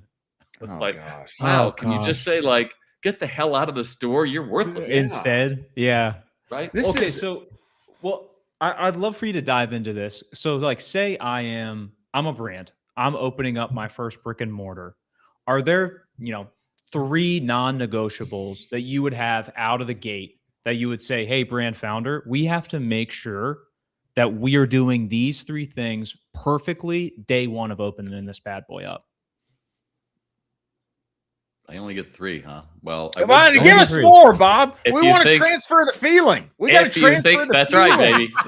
Don't be winsome, Bob. You got to lead it. All right. So the only thing I would say is training is everything. And it's pretty funny. You go to Chick-fil-A, right? What do they always say at Chick-fil-A? It's my pleasure. Right? My pleasure. It's go to their delightful. Right. Go apply for them. What's in their job descriptions, we say, this is what we say. Oh, okay, fine. In a job interview, like, okay, so we say it's my pleasure. Like, are you okay with that? Oh, yes, I'm fine with that. In the training, I'm sure they say, we go through and say that, they role play it, they do it behind the scenes, like, great, they get out on the floor, right? Oh, it's my pleasure, until they work with Colin, who doesn't say that at all. Never. And suddenly, are they going to say that? No. Maybe not. So you have to connect all 3, right? That's my first point, that you have to first off set the standard. This is what our branded experience looks like. Are you good delivering it? Oh, absolutely. You're going to train it so that there's no way they can come back to you and go like, no one told me that. Yeah, okay. And then more importantly, you have to say, and by the way, if you don't do that, we're probably going to find a way to limit your hours or part company. Are you okay with that? That's kind of strong, Bob. I don't think I can do it. Look, New York, if you're in the city, you're paying over $30 an hour for someone to be on that floor. If you have an online store, it's not free. When you factor in all the returns and you factor in all of the things that could go wrong, and people are now using AI to do all kinds of crap to you, the stakes have never been higher. So I would say the same thing with an e-com. What's the experience you want when I come on there? Because I don't need another product page. What I want is somebody to say, this is for you. I did a nasty little post at Nordstrom. They sent me some ridiculous email with new summer dresses, and based on your last purchase of shoes, which I was just like, how random is this? Did you just sit there and say, just throw anything out there? I don't. Oh, my favorite, put these in there. What the hell? Why you probably would want these? There we go. Let's go. And I'm just always like, is anyone paying attention? So number 1 is that you're going to connect those 3, right? Hiring, training, and accountability to what a branded standard is. Number 2, you're going to make sure that you give them enough time that they can go through and understand that you're not opening the doors and saying, okay, we're opening today. Because the one thing that's hard about opening new stores is, or restaurants, you burn in the first 90 days, you'll probably burn through all those people. Because it's all cool and fun when you're putting a new store in. It's like, look at this. This is amazing. Oh my gosh, look at that pen. That's so cool. Yay. And then, after 90 days, you're like, so we just sit here waiting for people to come in? Yeah, that's what we do. Like, Oh, great. And we're back to the alligator wrestling the chicken or whatever, right? Wow. I mean, so, and then 3 is to understand how do you fit into the broader picture? Because if you're selling, let's say, I don't care, $3,000 handbag, how does that fit into Prada? How does that fit into buying it secondhand?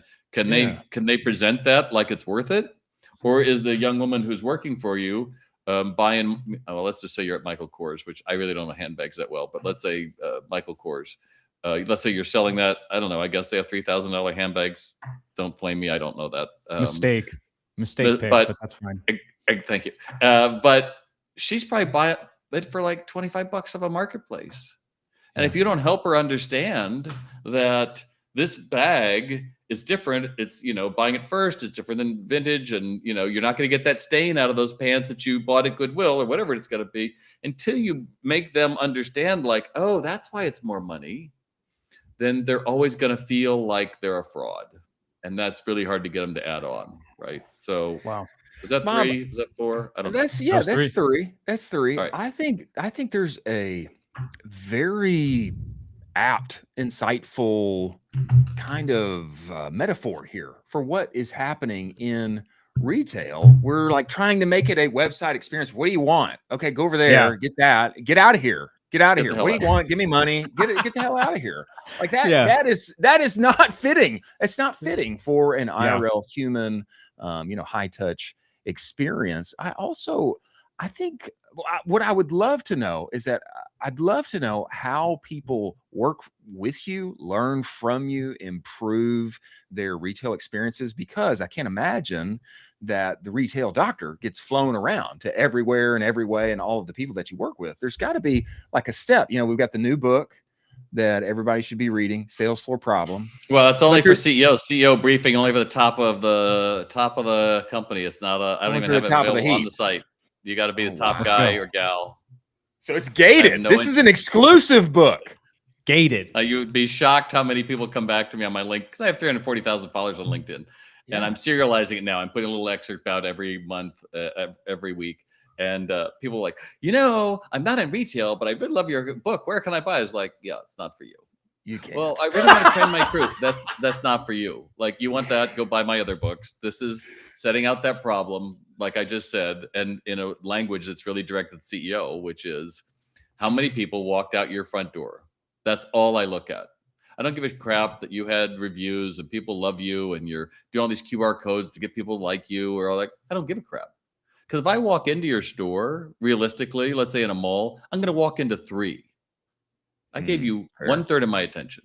And I didn't walk into your store seeing it full of cowboy hats, right? And go, do you guys have women's lingerie? I'm trying to pick up a Valentine's gift. Like, we already know what you sell. We can see it in the windows. But when I walk in, this is also in my book, but I will tell you what it is in a retail store, which probably could translate to your buddies in e-com world.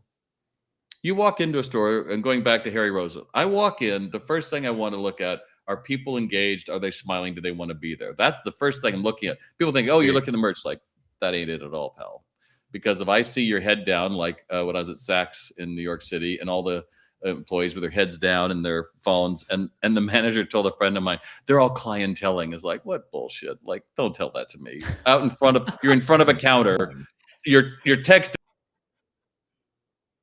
people to come in, on your watching the alligator wrestle a chicken, right? So where am I going with this, Robert? So the second part is, so I see that. This is kind of what happened at Harry Rosen. I'm like, oh, that's cool. And then the brain switches to the second one, which is to browse. Like, could I pull that burgundy? That's not a color I would typically do, but that's kind of interesting. I'm picking it up. You're looking at it. You're feeling the texture, whatever it's going to be. So now you're kind of in browsing brain. Your brain's kind of going like, oh, I think I could pull this off. Where does this fit in my wardrobe? How's all that working out? So, and then comes decision when I'm actually trying it on. So here's the problem. I'm in that second part, right? So I'm looking at it and I'm picking it up. Can I help you find something? Whoa, no, I'm just looking, because I'm in a different part of my brain. My brain is like, right? And even if I'm looking in, like if we go back to Harry, if it would have been better, I'm standing there and they say, wow, that really looks great. What changed in your life to be looking at something like that? Oh, I'm going on a trip to Shanghai, et cetera, et cetera. And then they would have said, well, What do you got in your wardrobe that you could coordinate with? I don't know. And now you got me going back and going like, wow, exactly. Cool. And she goes, you know, if you got a basic black turtleneck, this would be how I'd wear it. And all that. You're like, I love you. And then you would say, oh, but I want to get something else. So you'd say, oh, I want, right. But that's the conversation. And then it's on me. I can say, you know, I can just cut the tags off. You can wear it out. Or I could even box it up and make it like when you get home, it's a gift for yourself. Which would you like? I'll wear it out. I'm done. Done. There's no magic to that. It's just knowing this is where I'm trying to go. So when I get to that point, I'm in that third place. The right thing to have been to saying is all of that to close the deal.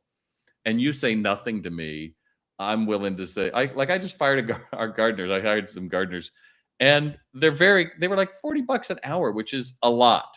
And it ended up being kids who weren't even using tools, like taking their time, no hustle. Which brings me back to the fifth part. If I was opening a store, it is they damn well better have hustle. Yeah, because everyone's got a sideline. Everybody's doing something different. I was doing a speech in Newton, is that Connecticut? I think so, Newton, Connecticut. And afterwards, this big group was in the bar, and this young man comes up to me and goes, "Hey, those are Allen Edwards, aren't they?" And I'm like, "Dude, you're 19. How do you know the brand of my shoes?" He goes, I'm a shoes expert. That's what I do. That's my side hustle. I could get a good amount for those. I go, "Really? What could you get?" He goes, "190. I go, "Dude, these are 360. He goes, "Yeah, but 190, that's really at the top of the mark for me." It's like, "Oh, great. You're not taking my shoes, dude."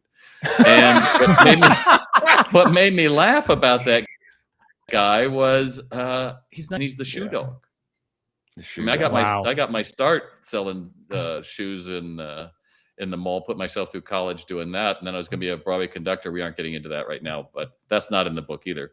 But it is in my newest blog I just put up, which you can go to retaildoc.com/blog and you can find out about that. And if you just go to retaildoc.com, that's DOC, you can see how I work as a keynote speaker. You can see what a clip of my 6 minutes, what it's like to be in the audience with me. That was done in Sao Paulo, Brazil, a couple of months ago, and Shanghai's in there, and a couple of others.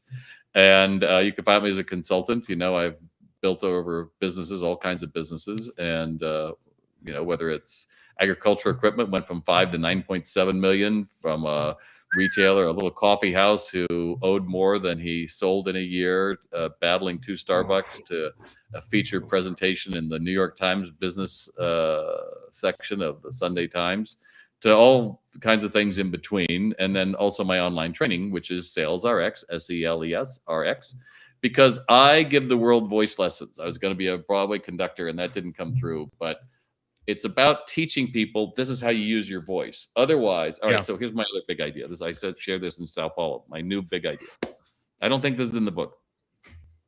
So most people, you think of a young person today, and you're 18, 19, you're in the I world, which is like a little feral cat, you know, barn cat, you know, and they're like me. They got to stay away. They're skittish of everything. They're really in their own little world, right? And when you're teaching a first job as a retailer, restaurant, hotel, doesn't matter, your goal is to get this person from I to a we world, because a we world works in retail. It works in restaurant hospitality.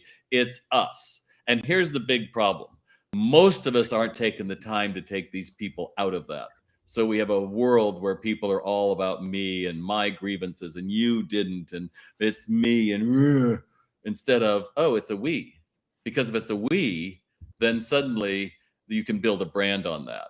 You know, I think Costco does that. I think Trader Joe's does that. I think Starbucks certainly did it when they were brand new. I think Lululemon, when they opened up, they're opening free yoga classes, you know, every Sunday night. In fact, going back to Lululemon, because a lot of people like to throw shade on them, in the early years, and they may still do it, they actually would have a meeting every Sunday night with the crew, where the manager would go through and say, what's your goals, and help them plan wherever they're going to get to. That's how you build a great brand, is you have people that you care about, because if you care about them, they're going to show that they care about you. And they're not like you walk around a store for 20 minutes and come back, oh, I guess you caught us with our pants down. Whoops. That's not going to win. That's not going to win. But I don't think so. I do think that with the retail docs help, I think we can. Let's go. I think we can. That's it. The new book, The Sales Floor Problem, not available to everyone. You got to ask. Top dog. You got to make the mark, baby. You got to make the mark. You got to ask. Bob, we appreciate you making the time to join us, dropping wisdom, Colin, just one more. hospitality. Just one. No. The other way around. No, one more down, Colin. One more down, Colin. We must go the opposite route. Bob, everybody go follow Bob Phibbs on LinkedIn. Get the book. We appreciate you. Thank you, man. Thank you. Look forward to having you back.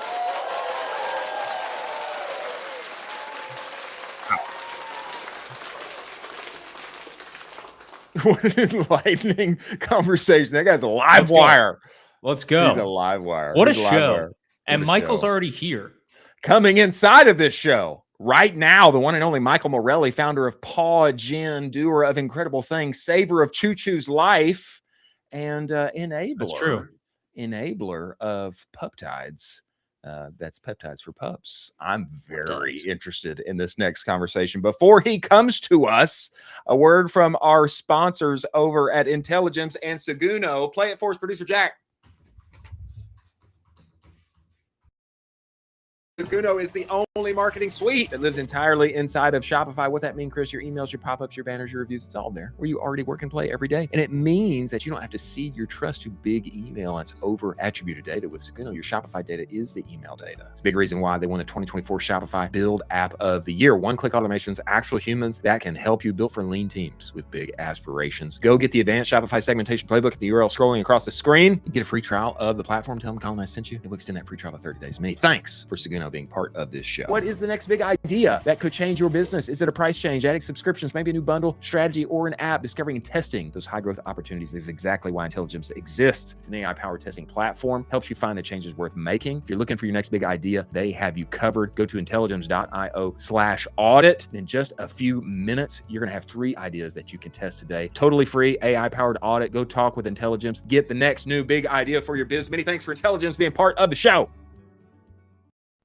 Coming inside of this show, founder of Paw Gin, the one and only Michael Morelli. He is creating the Canine Longevity Company, bringing human biohacking, that playbook, to the world of all of our beloved dogs and our furry friends. We must bring him inside of the show. Everybody, welcome the one and only Michael Morelli.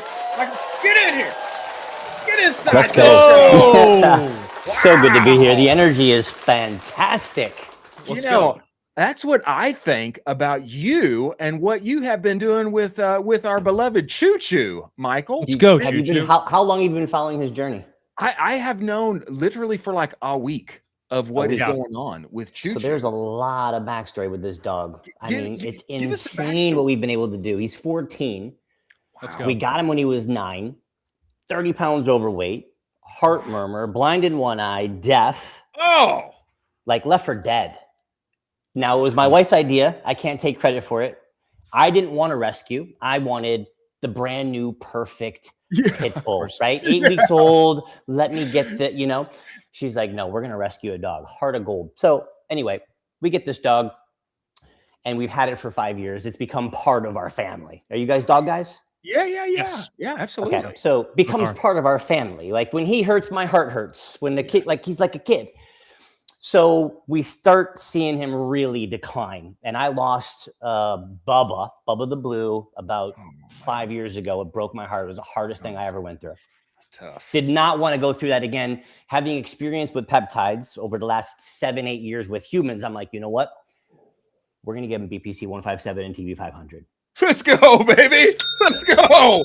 Let's just do it, right? He's on the decline. Like, let's just do it. So we started injecting him, and I kid you not, around the 5 or 6 week mark, he's jumping on things that he hadn't jumped on in a long time. Walks are longer again without getting winded.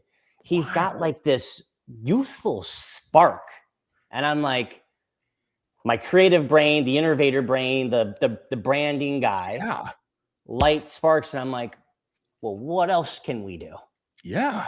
So now we started him on low dose testosterone, TRT, again. Crazy. Let's go. Yeah. Go, Choo Choo. Again, right? Level up.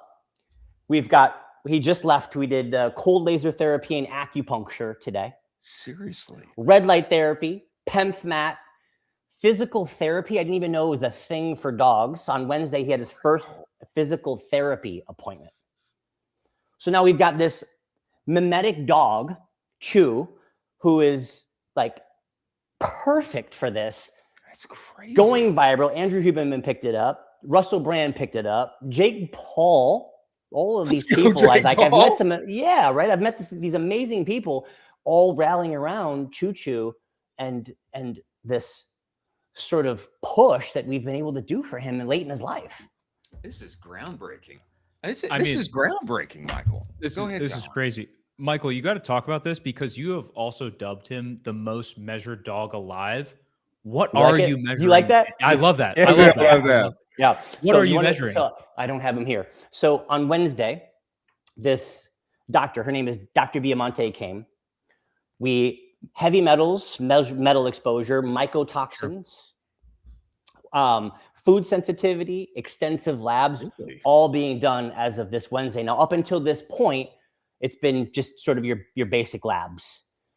We've used, in addition to the things that I shared with you, we started using bioregulators, which is just a smaller string or a chain of amino acids that are made from animal tissue that you take. It's a pill form that work on individual tissues and organs, right? You take a brain bioregulator and it enhances the brain, theoretically.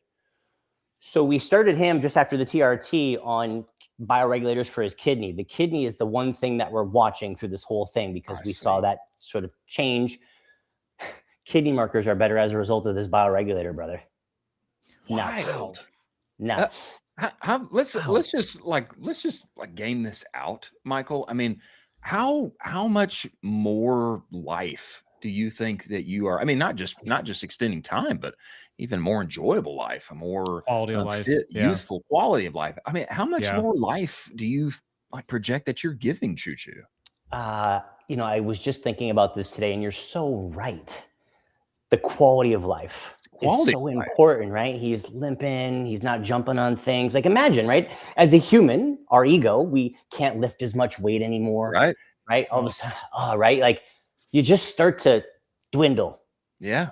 So now, right, jumping on things, like I said, running, like spunky, quality of life is up. And quite frankly, we think we're pushing 20. So he's 14 and a half.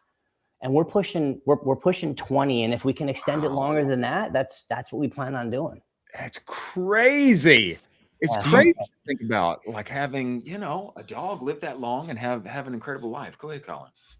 Do you have any other kind of like tests on the horizon you'd like to do? Maybe like stem cell therapy or something along those lines, where you kind of have them in your sights, but you just want to bake it out a little bit more before you do it? Yeah. So I was talking to my wife this morning about Clotho. Have you ever heard of Clotho? I have heard of Clotho. Yeah. Yeah. So, that's wild. You're dialed, Michael. Michael's dialed. Michael is dialed. That's awesome. Yeah.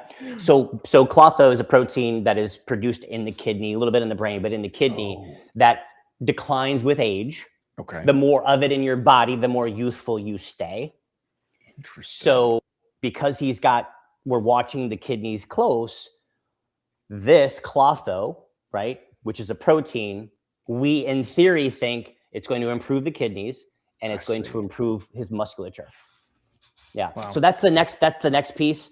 And I've got access to everything because I also have a telehealth company and we've dabbled in the RUO space. So the beautiful part is I've literally got access to everything. And so, but like, as you can imagine, right, you don't want to throw everything at him at once because then you don't know what's working and what's not, what's really doing the lifting here. So you want to layer it in, be methodical, look at the data, look at what's going on. And a lot of this, as you guys can imagine, right, is looking at how he's improving day to day and how he's moving, Yeah.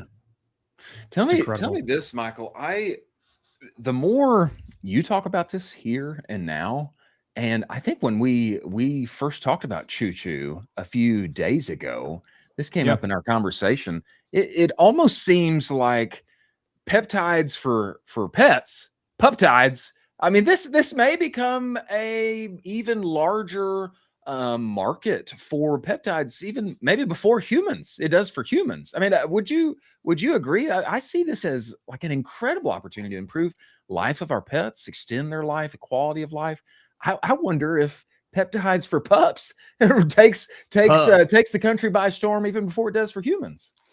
You know, let's face it. I think as humans, right, we'll do anything for our dogs. You're in a vet, and the vet's like, "Hey, it's going to be $7,762, or you might not see Bubba tomorrow." Yeah. You are. It doesn't matter, right? Credit card. You'll put all your credit cards down, all of it, right in the blink of the eye to save your dog. Yeah. So as your dog is fading, especially if you've lost a dog, you know how painful that is. You'll do anything to not experience that and to give your dog a better life.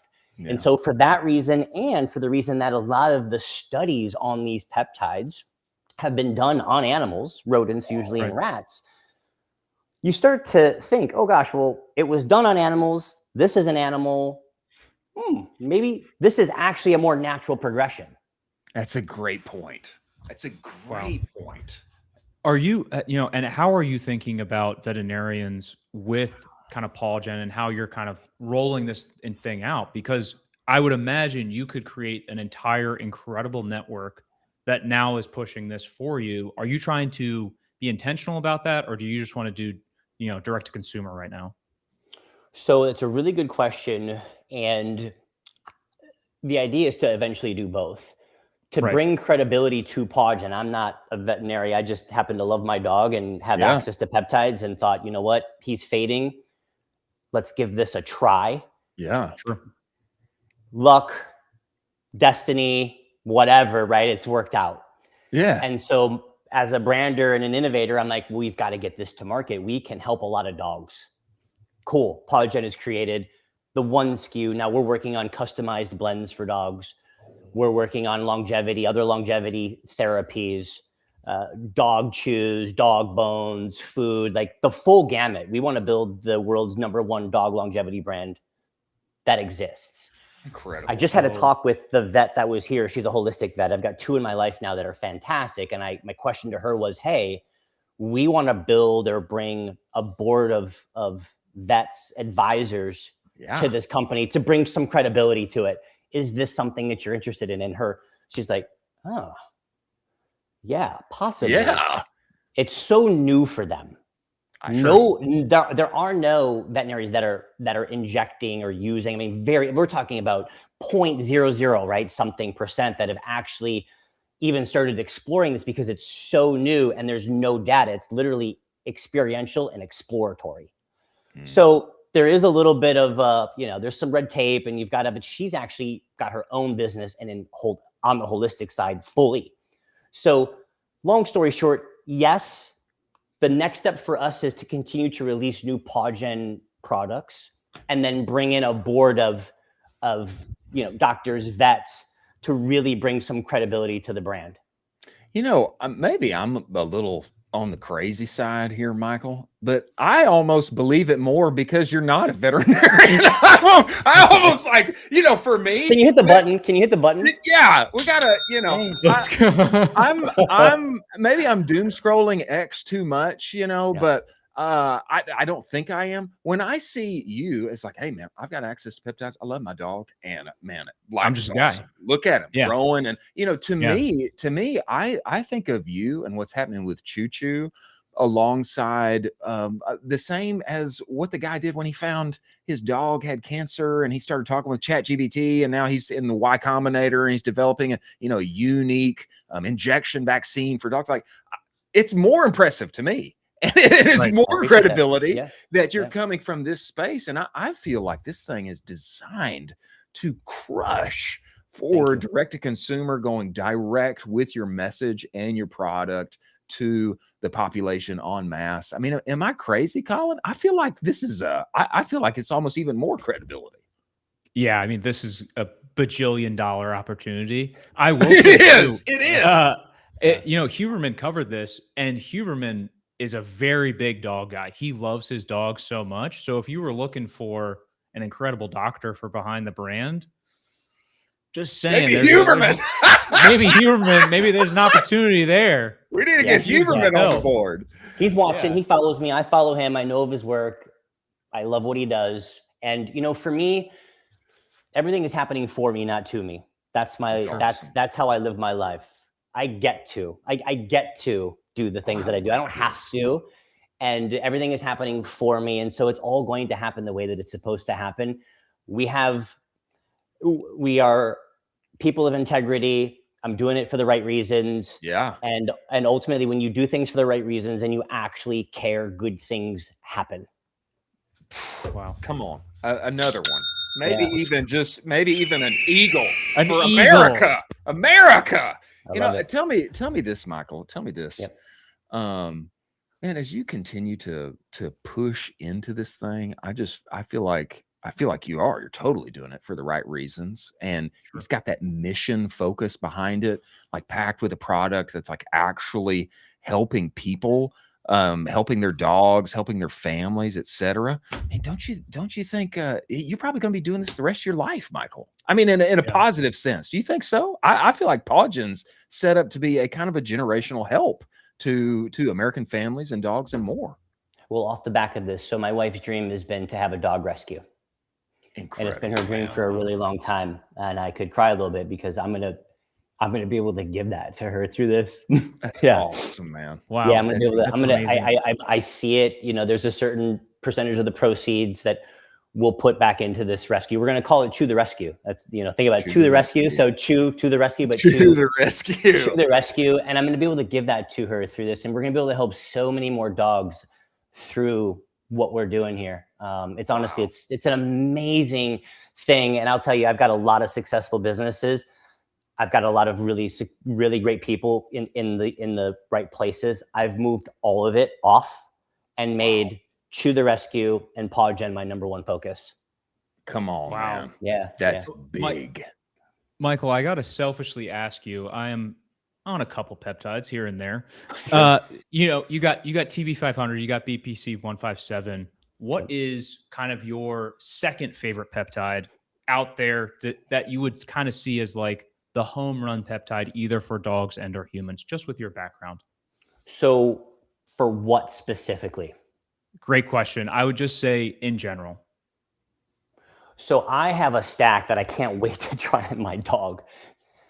Epithallium and Pinalion, that stack. Ooh. So there's a Russian protocol that is around 10 milligrams per day for 20 days of Epithallium with 1 milligram a day so this is 20 consistent days. I did this stack one time and I'm telling you, like, life changing. I woke up on that first day and it was just presence. It was calm. It was rested and recovered.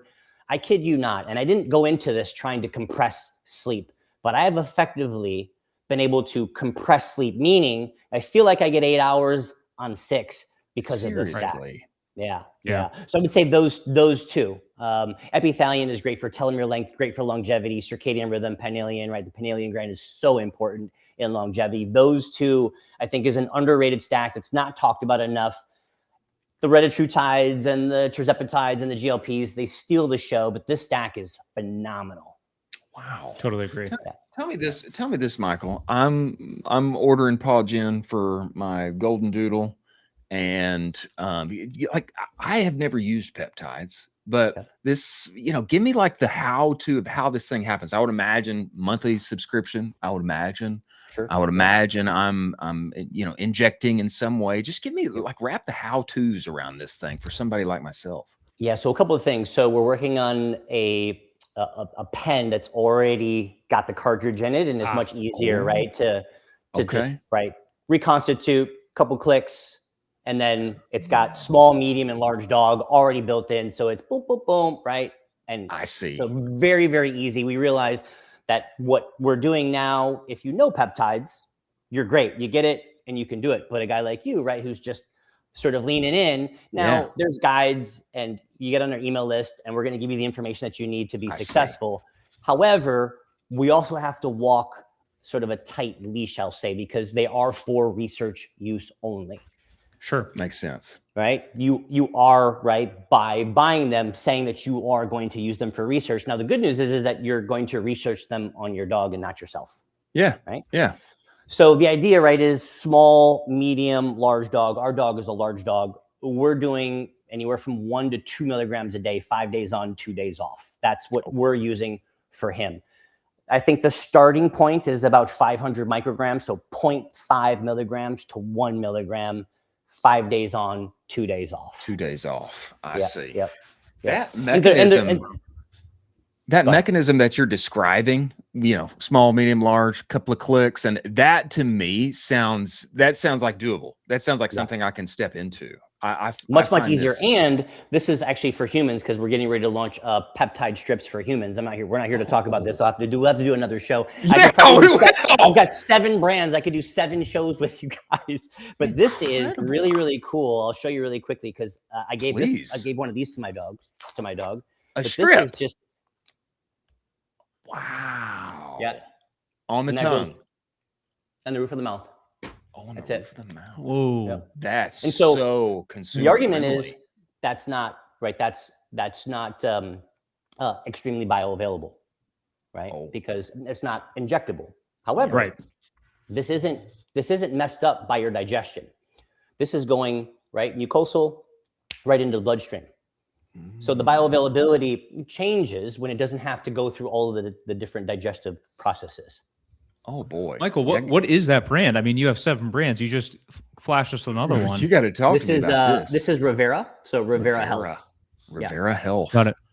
Yeah. I'm looking that up right now, man. I find the actually Jeff Tang was on here. Jeff Tang was on here. He was talking about peptides as strips. I find this mode, this form factor.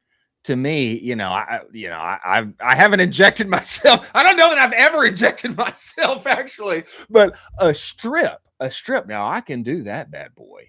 Are you so with the injections, right? Is it uncomfortable with injections? Period. Aren't really ready to put something in your body that you don't know about? What is it about the injections that move you? Let's get into this. This is helpful for me. It reminds me. So I come from a football background. Played football at Texas, and it reminds me of steroids. Is what it reminds me of. It's like injecting something in my rear, and it's like got this association with like something I'm not supposed to be doing, and it, and now I'm gonna get, it's got that kind of like feel for me. And so when I see like a strip, I'm like, oh. Hey, now this is like something that's not scary. It doesn't have this association with something I'm not supposed to be doing, and I can just put that bad boy in, and I'm good to go. That's kind of like the thing. So is it fair to say that it's a conditioned mindset that has kept you from totally? Yeah, it is, and fair points, right? I get that all the time. The haters are coming out. Oh my gosh, just do it naturally, and I'm like, okay, so. Build a house with your hands. Don't use power tools. Why would you use power tools? You know what I mean? It's like weird. It's like we're gonna just do brick by brick, even though we've got power tools, cranes, and shit. We're gonna just do it. Come on, use the power tool. Use a power tool. I'm 44. I'll be 45. I want to stay as young and as vibrant as I possibly can for my kids. I wake up thinking one thing.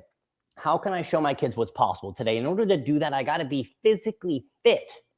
I agree. And so I look at my labs, I'm looking at things, and it's like, what can I do? What therapies, what optimization strategies can I do to be as close as I possibly can to 100%?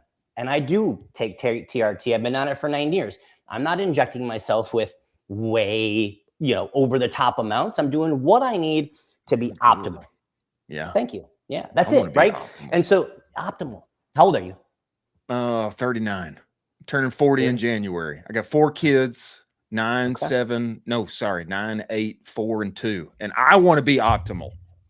So what's your testosterone? Do you know your levels? I don't. I said this to him a million times, Michael. We've had this discussion where I've said you got to get your levels done. And I actually think I think mine are probably low. I just say that because like sleep is his sleep is horrible. All the men in my life, all the men in my family, once we get old, nobody sleeps. And so, I just figure I might have some. Well, that could there's so much to unpack. We got to do another show. But if your testosterone is low, I suggest really thinking through bringing in TRT, bringing in that therapy, right? Because here's so men are afraid of it because it is demonized by Western medicine, because think about this. Do they want men running around with optimal TRT? Think about a man with optimal TRT versus a man who doesn't have optimal TRT. Think about those two guys and the differences between those two guys. Totally. Yeah.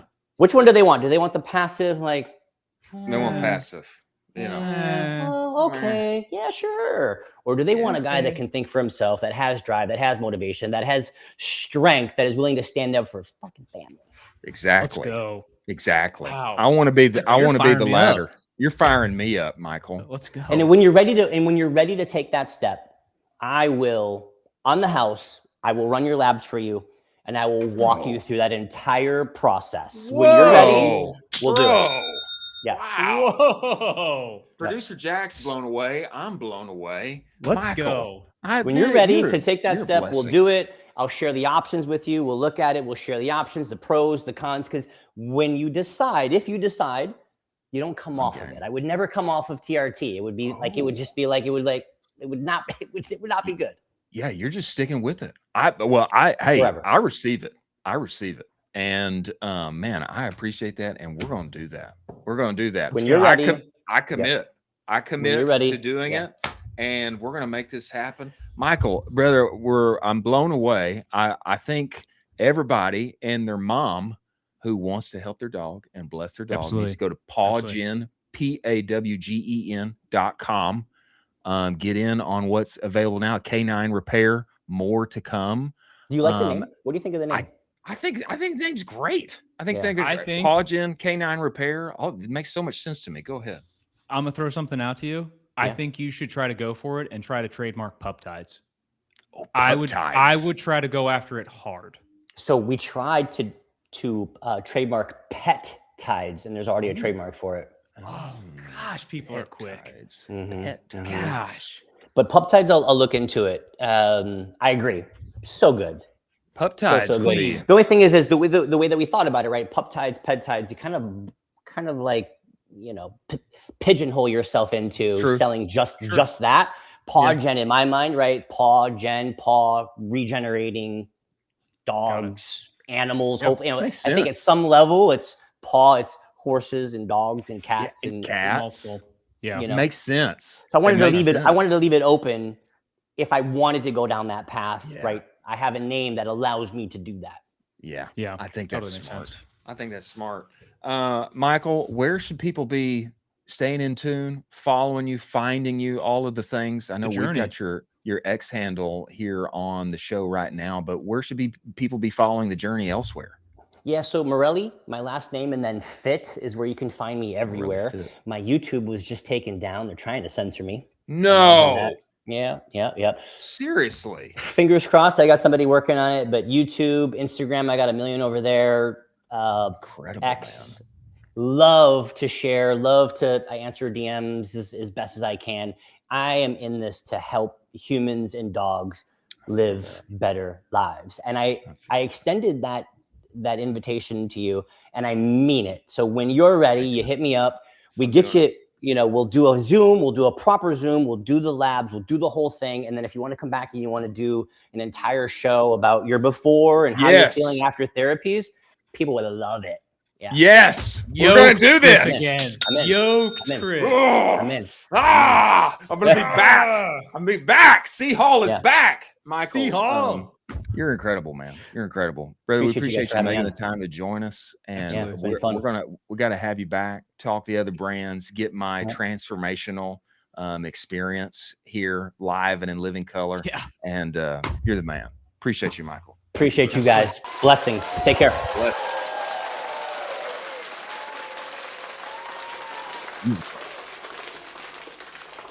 I feel blessed. Wow. I got to hold on to my desk because today's show has been so electric. Just electric. Whoa. Michael's the man. Michael's the man. What an incredible experience talking to that guy. I mean, did you get the authenticity? Did you get the mission? Did you get the vibe, the feeling? Absolutely. I mean, the guy is like full of genuineness and feeling about this. And I mean, it makes all the sense in the world. He's helping people. He's helping pets. He's helping families. And man, the guy's in it to win it. He's like actually for the cause of benefiting people and blessing people's lives. I mean, I get it. I felt that. It's incredible too. And I think another big piece of this too, obviously we talked about the longevity of his dog as well, but the quality of life transforming with his dog is super important. Those are quality years. It's so different than just like, he's really struggling. Like this is not good, but we're still extending his life. It's like, no, total transformation. He's actually pumped up. He's running around. Walks are awesome again. It's a totally different dog. Paw Gym. This is Paw Gen. I mean, this is going to be like a generational company. It's going to be generational. Michael Morelli, Paw Gym. Wow. Incredible. And you're going to be yoked now. And I'm going to be yoked. I'm going to be back to high tea, Chris. You know, there are people that make comments. I have seen them. They make the comments, is the cowboy on cocaine every day? This happens. This happens. The answer is all the no. time. The answer is no. Okay. But just imagine high tea cowboy. Imagine high tea cowboy, huh? Watch out. Optimal haul. Wow. Watch out. Moving forward, ladies and gentlemen, to our great finds. I believe it's time for great finds. Is it not, Producer Jack? I believe that it is. I believe we're here. Yes, it is time for great finds. Moving forward to our great finds upon the interwebs. On our way there, a word from our sponsors over at Who Is Next? Where are we, Producer Jack? I don't know exactly who is next. Okay, moving forward to our great finds upon the interwebs. On our way there, a word from our sponsors over at Ty and Postscript. Play it for us, Producer Jack. There's a reason when people make a switch from whatever SMS partner they have at Postscript, they see a plus 22% increase in SMS revenue on average. Now, I didn't see that. I saw a whole lot more. We went from making very little money on SMS to being the top 1% account in their entire platform inside of a year. And the secret is, I just did what they said. And what they are saying is that you're leaving money on the table and your customers text you back. Go get the conversation report, direct-to-consumer.co/the conversation report. The good news is Postscript's AI shopper can now have one-to-one conversations with your customers at scale. Many thanks for Postscript being part of the show. Your email provider and your tech stack probably only recognizes about 1/3 of your returning shoppers. Everyone else, they're browsing anonymously, and your flows, they're just sitting idle. Ty identifies up to 70% of your total site traffic and pushes those shoppers into the flows that you already run. Callaway, as an example, uses Ty's predict scoring to lift opens by 40%, clicks by 30%, while sending 20% fewer emails. Go book a walkthrough. Go to meetty.com/cowboy. When you do, tell them that Colin and I sent you today. Many thanks for Ty being part of the show. Great finds on the interwebs, my friends. The first of which, an incredibly compelling offer and creation of said product here. BrewDog's Last Drink. Okay. We bring this up. This story comes to us by way of CPG Wire. BrewDog co-founder James Watt is back in the beverage biz with Fool's Fix, maybe more appropriately here, James Watt's Last Drink with Fool's Fix, a sparkling electrolyte drink designed to be your last drink of the night when you are out. Maybe you've had a few too few. Fool's Fix is packed with electrolytes, vitamins, minerals, and prickly pear extract to support hydration, detoxification. Show us the can here, Producer Jack. After a night out, product is formulated with 12 key active ingredients: sodium, magnesium, zinc, selenium, glycine, biotin, several others. Watt, interestingly here, Watt is giving away 10% of Fool's Fix to the first 20,000 customers. I say again, Watt is also giving away 10% of the company of Fool's Fix to the first 20,000 customers, branding by day job. I think this is an incredible idea. Can, very unique, highlighter yellow sticker there. It's designed to be the last drink after you have a night out, so you have a good morning the next day. Also, you get in now, you're going to get a piece of the comp. What are your thoughts on this, Colin Dougherty? I love this. I think this would be an amazing way to cut somebody off at a bar. I think this would be like, you know, we had the cards and that went viral last week, and it's like, yeah, you get the card and this is your last drink, blah, blah, blah. I think this is actually the best way to cut somebody off at a bar, is you give them one of these and you're like, hey, buddy, here's another drink. And then you got everything on here, and it's like, read that. Just read that. Wow, Last one. Last one for you. On me. Yeah. It's I think actually that a would be great idea. I think that would be a really good way to do that. I just see this as an absolute home run if they can position this correctly. There's just a huge opportunity here where nobody is owning this category of like, make sure you have this drink right before you go to bed after drinking a ton. There's a couple people that you take morning of, and it's like, great, you're super hungover, all that. And there's also stuff you take before you drink, but there's like a little moment, a little section right here for, hey, this is the last one. I think it's also good for like a mental cutoff of like, hey, this is the last one. Like, great. All right, I'm going to drink this now and kind of work on myself. There's, like you said, there's the like pre going out, I'm going to drink this. It'll make it easier in the morning. But I really like this moment of like capping the night. There's something about capping the night. I've had this many bevies. This is my last one. It's going to make transition to tomorrow much better. The can to me is very unique. Like it stands out. You know, it doesn't look like a beer. I mean, it kind of does, but it's also kind of does. It's different enough that you know, like, hey, this is my last one. I'm going to make tomorrow easier for myself. I think it's hilarious that on the can it says "drink too much, drink this." I love that's so that's exactly why I picked it as like that's the last drink that you cut off people, because they'll read that immediately. Yeah. I also really love that highlighter contrast. I think it's so cool, and not enough brands are doing it. Yeah, the highlighter contrast on the gray natural silver aluminum can, it stands out. Clean. The Fool's Fix promise: if we don't fix you, you get your money back. So they do actually have some kind of refund policy here. I like the way that it's priced too, because they are framing it as, hey, this is your last drink. It's the one that you need to make tomorrow much better. They're getting away, and I think they get away in a good sense with $3-4 per can, depending on how many you buy.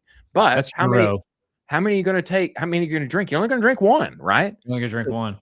It needs to be on that higher end. It needs to be, $3 or $4. And I find the refund policy very interesting. They have a promise. You can, look at it. But on the backside of this, giving away a percentage of the company for the first 20,000 customers is compelling. That's compelling. Wow.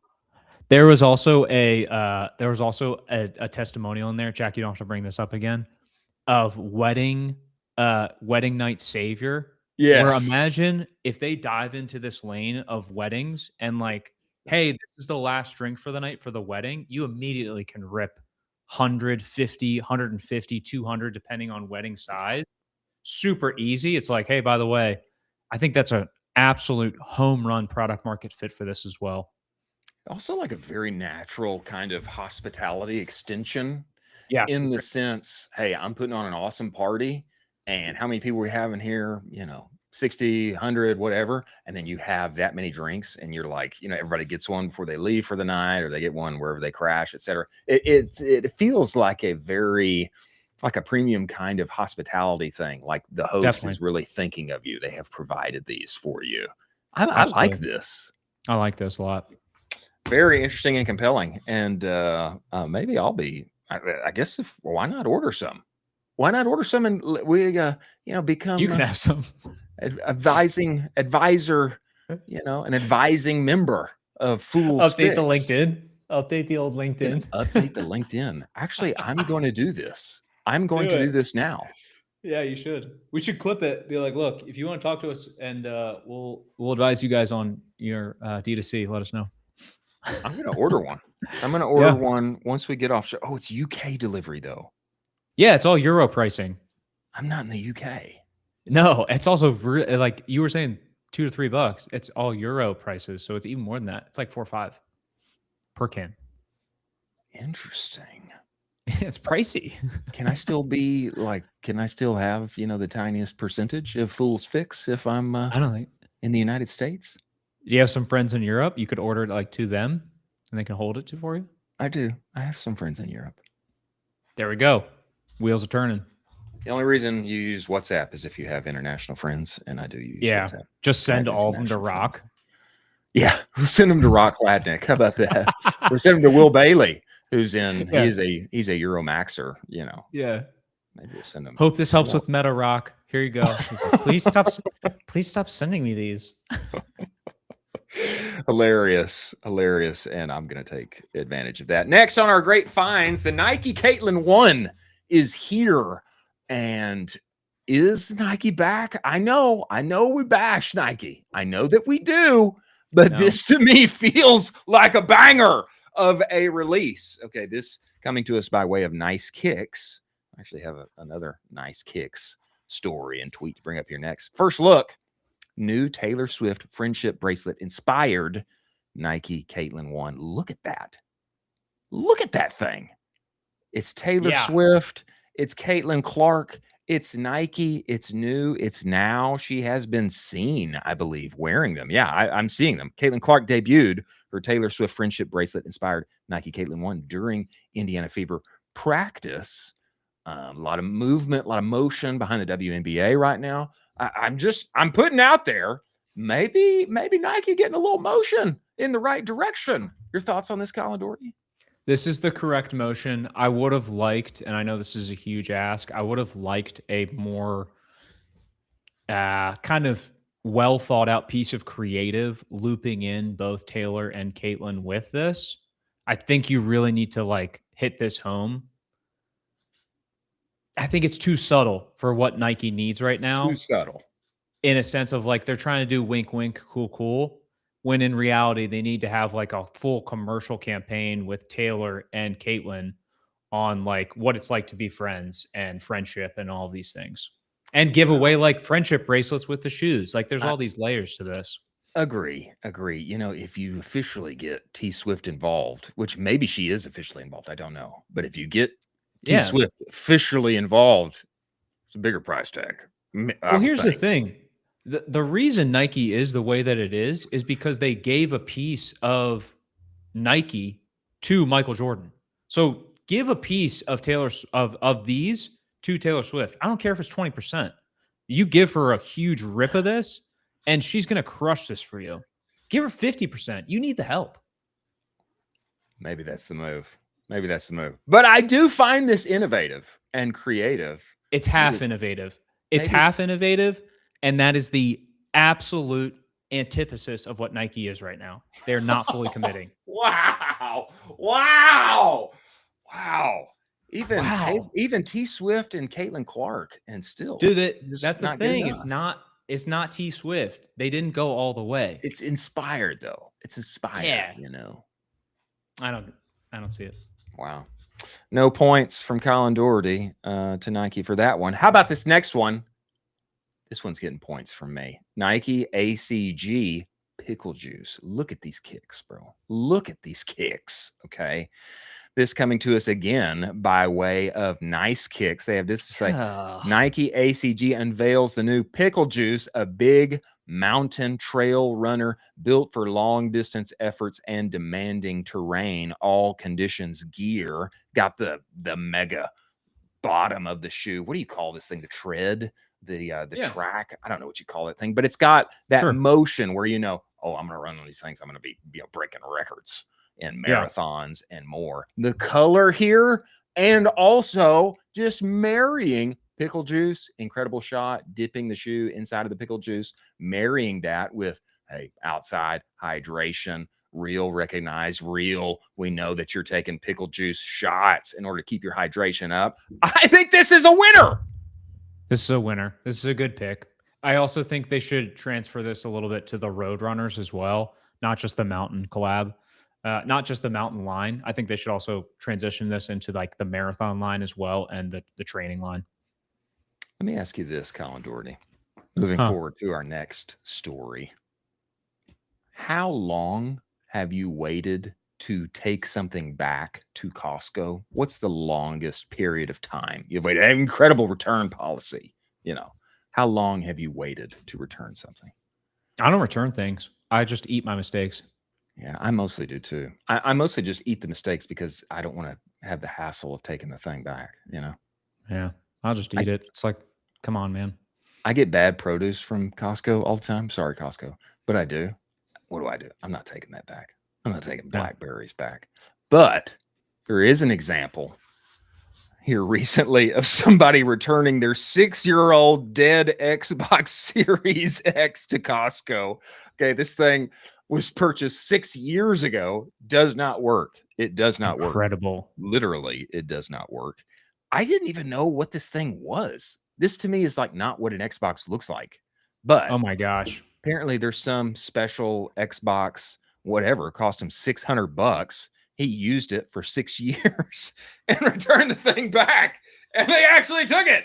I thought there was like a limit for electronic products, but maybe not. They took the thing back, and he got his $600 back, and apparently and a new one. Got a new Xbox on the other side of this. I wish I knew this, because I used to have the Xbox 360. I would have bought it from Costco, because I don't know if you remember, the Xbox 360s had this terrible thing called the Red Ring of Death. And what is the Red Ring of Death? Oh, dude, the Red Ring of Death is the worst thing to happen to Xboxes. Basically, like, there was an error that would happen with the software, and it would just be unplayable. And then you would get like 3 rings on your Xbox 360. And then it was just like, it was cooked. And it was extremely common. And it was the saddest thing in the entire world. I didn't have that experience. I did have the experience of saving up my money and purchasing the quite literal first Xbox. I mean, generation. Oh, you got the Xbox One? Yeah, that's fair. The very first one. I saved my money. Of course, it came with Halo. I saved money. I got the first batch, and when that bad boy got to my house, it did not work. It did not play. Did not work, bro. I saved my money up. I saved my money up for months. I mean, it's like $500. It's like $500, back in the, I don't know, early 2000s. As a young buck. What did you do? I called him up, me, little 12, 13-year-old Chris. Hey. Hey, buddy. And I was like, hey, my Xbox isn't working. And they said, oh, well, you know what? It's probably a controller issue.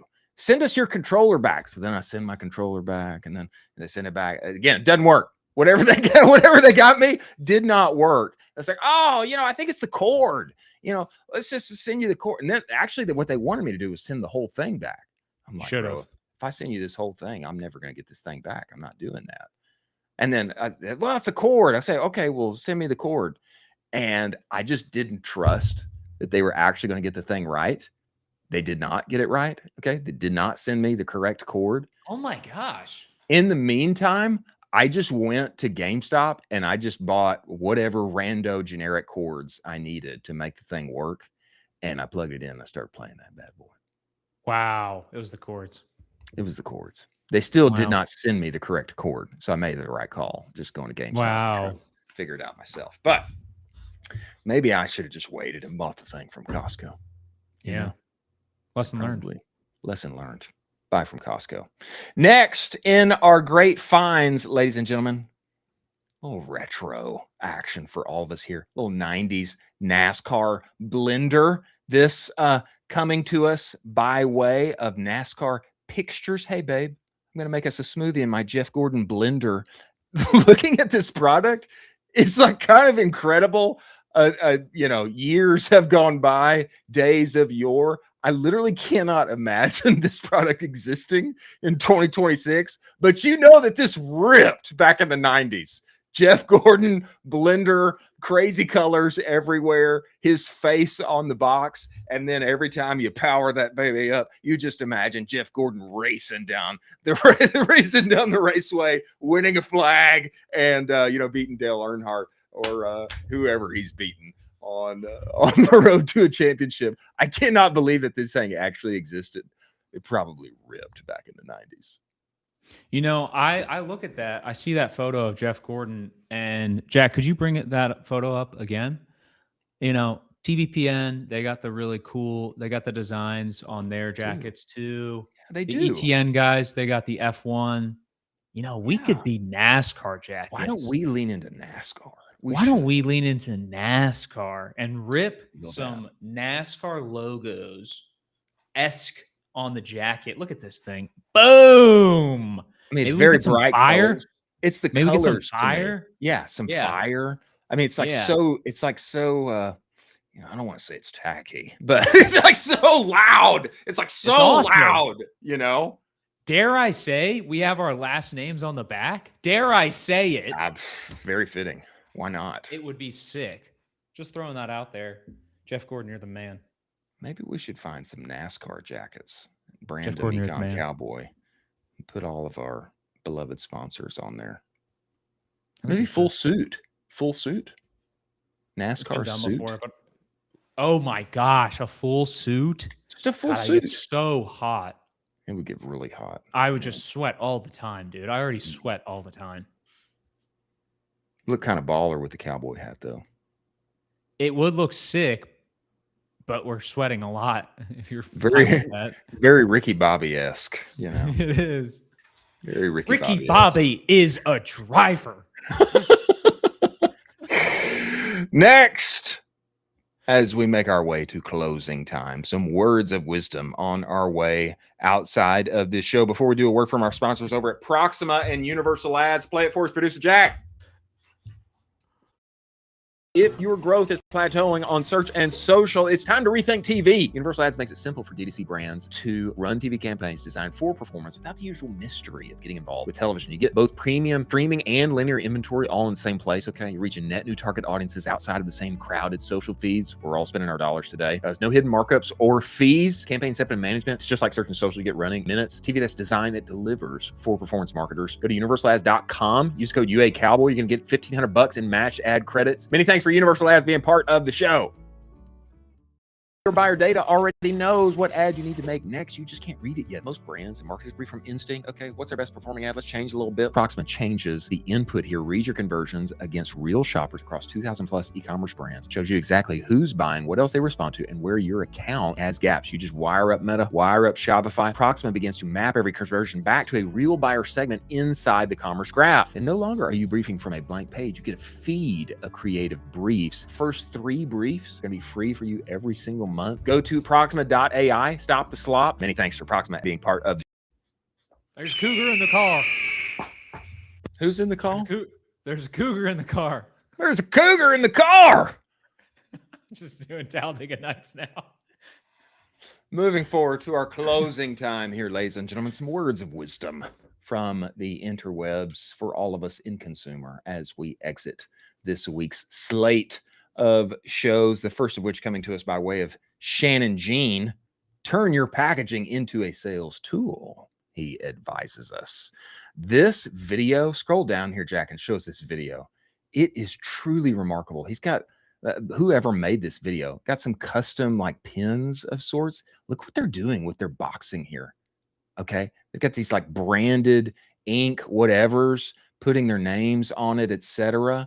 Like this has taken a, you know, pretty bland, normal box and fancied this thing up. I feel like if you're still in the garage phase of fulfilling out of your home, etc., doing something like this makes you look like a big boy. I mean, it makes you look fancy. The whole unboxing experience. I like this. I totally agree with this. I think this is a great little addition that you can have for your brand as well. And yeah, I mean, customized packing tape is also very expensive, to be honest with you. Oh, is it really? Yeah, custom packing tape for your box is pretty expensive. So this could be kind of this good layer of nothing to first little level up branding. So I like this a lot. Next here in our words of wisdom, meta CPMs. My. Some would say the CPMs do not matter. I would say, I don't know about that. I think sometimes they matter. This tweet coming to us by way of Corey Dobbin, commenting on something Brian Cano let everyone in the world know. Brian says his CPMs got as high as $800. Oh my goodness. $800 CPMs. Corey says the highest CPM known for programmatic TV, finding other places where we all can spend our ad dollars beyond just Meta. Corey says the highest CPM we've paid since December 2024, $59. Kind of crazy. I see higher than that and more than that all the time inside of Meta. Meta is fleecing every brand, he says, and it will never stop. Come to the other side of digital ads. His agency called Other Side. Great work in there. He says it's nice over here. Your thoughts on this? What's crazy is Brian and Corey are some of the best digital marketers and ad buyers in our space. They are having insanely high CPMs. Just imagine. Brian is. Brian, well, I think both are. That's still, I mean, still pretty high that's still pretty high CPM. I mean, bro, $60 is a buy for some categories. I mean, for some categories. I'm talking about, there's some categories where that's like kind of a rip, but $800 CPMs are atrocious. Oh, bro. I would say like these guys are so dialed, they're getting ripped by Meta. I do not understand how the mom and pop is functioning right now, trying to buy with Meta just blind. Like if you don't have somebody dialed like Brian or David Herman or somebody like Corey or anybody else within our space, I genuinely don't know how you're functioning. And I can't recommend it enough to diversify your spend off of Meta because they're only going to get more expensive. We're also approaching Black Friday, so it's going to get even more expensive. You got to wonder, what was Brian selling here to net an $800 CPM? That's mind-boggling. The most expensive I have seen personally inside of the ad accounts I've been involved in, most expensive I've seen is like, $200. $800 is bananas. For those who don't know, CPM's cost per 1,000 impressions. That means he paid $800 to just fly by inside of the Instagram or Facebook feed. Could be luxury. $800 just to fly by in the feed of 1,000 people. That doesn't mean could be clicks. luxury. I mean, it must be. I hope it is. Yeah, it could be luxury. He's trying to bat up against some of the biggest players. I could see it being a luxury item. Brian, let us know. Comment that category. That CPM was worthwhile. Next, in our closing time words of wisdom, feeding NFL fandom. If you don't know, you should open your X app. There is an entire new section. There's For You, there's Following. Oh, it was there yesterday. I don't see it now. Do I see it? Is it there? Yeah, it's still there. There's a whole section that says NFL. I see it on my personal account. On the Ecomm Cowboy account, I do not see it. But I see it on my personal account. They might not show it on business accounts specifically. They're showing it on my personal too. I see it right now. I see it on my personal. There's the For You, the Following, and the NFL. Let's go. Is there another tweet here? Show us the next tweet, Producer Jack. I want people to see this. I say this because it's a word of wisdom here. Happy football season. Okay. Let's go. All who celebrate happy American fall. All right. Golly. We had Euro summer. Now it's American fall. This video experience shows you what is available now. Yeah, for sports, I agree with Michael Morelli. I agree with Josh from Sport Drink. X is the place to be for smart people, for people who have something to say, people of words. X is where you want to be. It's also the place where you want to be for sports. Absolutely, it is. And this whole experience that they are building out for the NFL specifically this season, I find fascinating. You gotta pay like $300 some odd per month to be able to watch every NFL game, or you want to track everything, go to one place, just go inside of X. Do you know what's absolutely crazy? I am the most dialed Ravens fan in the entire world. I follow them on X. I follow sub Ravens accounts. I follow all the stuff. I found out from this launch, this new feature, when the game was for today for the Ravens. Really? I thought it was tomorrow. I realized they're playing tonight at 6 p.m. So I'm like, oh, sick. Great. I get to watch the boys tonight. Let's go. Super pumped. They're playing the Commanders. Jacoby Lane, 7 touchdowns. Let's rock. But I thought that's a great way for oh, cool. I actually discovered it this way. That's amazing. And I think it works so perfectly with how media teams, specifically within NFL, are operating right now on Twitter, because they're pushing out incredible content. I don't know if you're following any of this, but some of the content from some of these NFL teams, they're cracked editors. Oh, yeah. They're cracked editors. So it's really good to see kind of this whole thing broach kind of together. bullish on the X. Bullish on the X. I would say, well, let me say this for those who don't know, there is an Ecomm Cowboy Saloon Fantasy Football League that is going down this year. We need to set it up. We do. We need to set it up. But it is happening, and we are going to be tracking said performance and reporting on it live here on the show. Let's go. Weekly. Let's go. Find out who knows ball. Who knows ball? Not just D2C marketing and more, but also literal ball. We're going to be tracking, commentating, and because my legacy will be on the line, I need to perform and do well. My reputation. You do. I do. Last of our closing time words of wisdom. If you're in the Charlotte, North Carolina area, like Colin, you need to go to this event. Colin, Dougherty, Elon Musk, Sam Altman, David Sachs, Jensen Huang. They're all going to be there in Chapel Hill, North Carolina, right? You with all of the boys. So I genuinely tried to sign up for the G20 Innovation Summit. I genuinely tried. And I tried to go in through press and media. So I went through all the sign-up process. Yeah. I got like halfway through, and then they go, great. And what level of press for what level of White House clearance do you have? Please select one. And there wasn't an option to say no. You had to select one of the levels of White House clearance that you had. And then you had to be like, great. And then upload your clearance with this file. And I was like, it's over. They got me. Yeah. There's no way. But pretty wild. I would imagine some pretty insane deals are going to happen as a result of this innovation summit. Hey, if they're willing to have me, I'll make the trek. It's pretty close. It's like 2.5 hours. I'll make the trek. We need to make the public call here. Those who have the connection to help us, get the White House. If someone can get me in, I'll bring a camera. Live stream from the G20. Live stream it. I'll Starlink it. Innovation Summit, Starlink it, which Elon will appreciate. Yeah, exactly. Appreciate that. And then we can talk NFL. We can talk NFL, X with him while we're there. I'm ready. Chapel Hill, North Carolina, Colin Dougherty. Somebody give me the green light. Somebody give me the green light. I'll be there.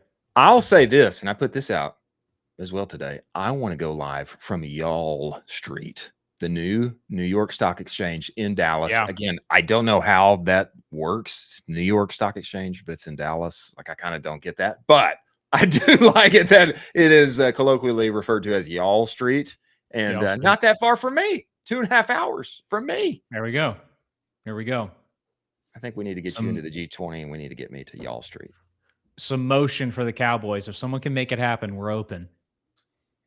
We're down and very interested. Moving forward to our moment of Zen as we close today's show. Word from our sponsors on the way from our friends over at Propel. Play it for us, producer Jack.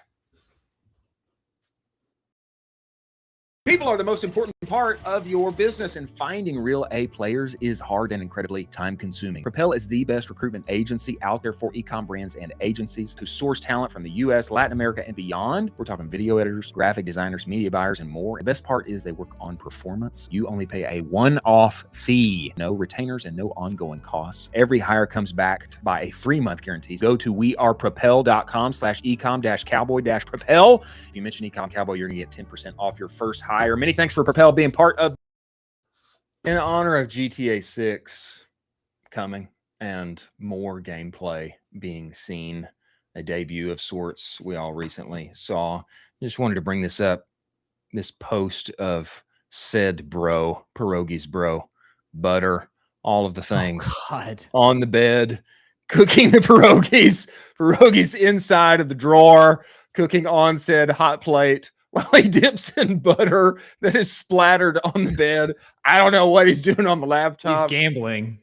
Okay, well, let's just picture that it's GTA 6. Golly.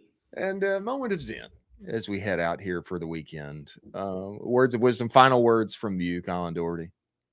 Look, don't let your life get like this. If you feel like your life is like this, please reach out to me and we can talk about it, because you don't have to end up like this.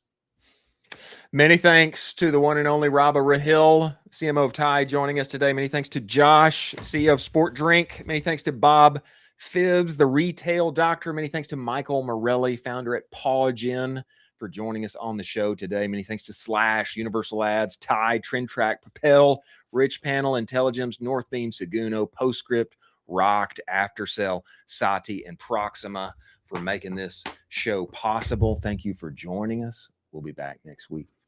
See you on the other side.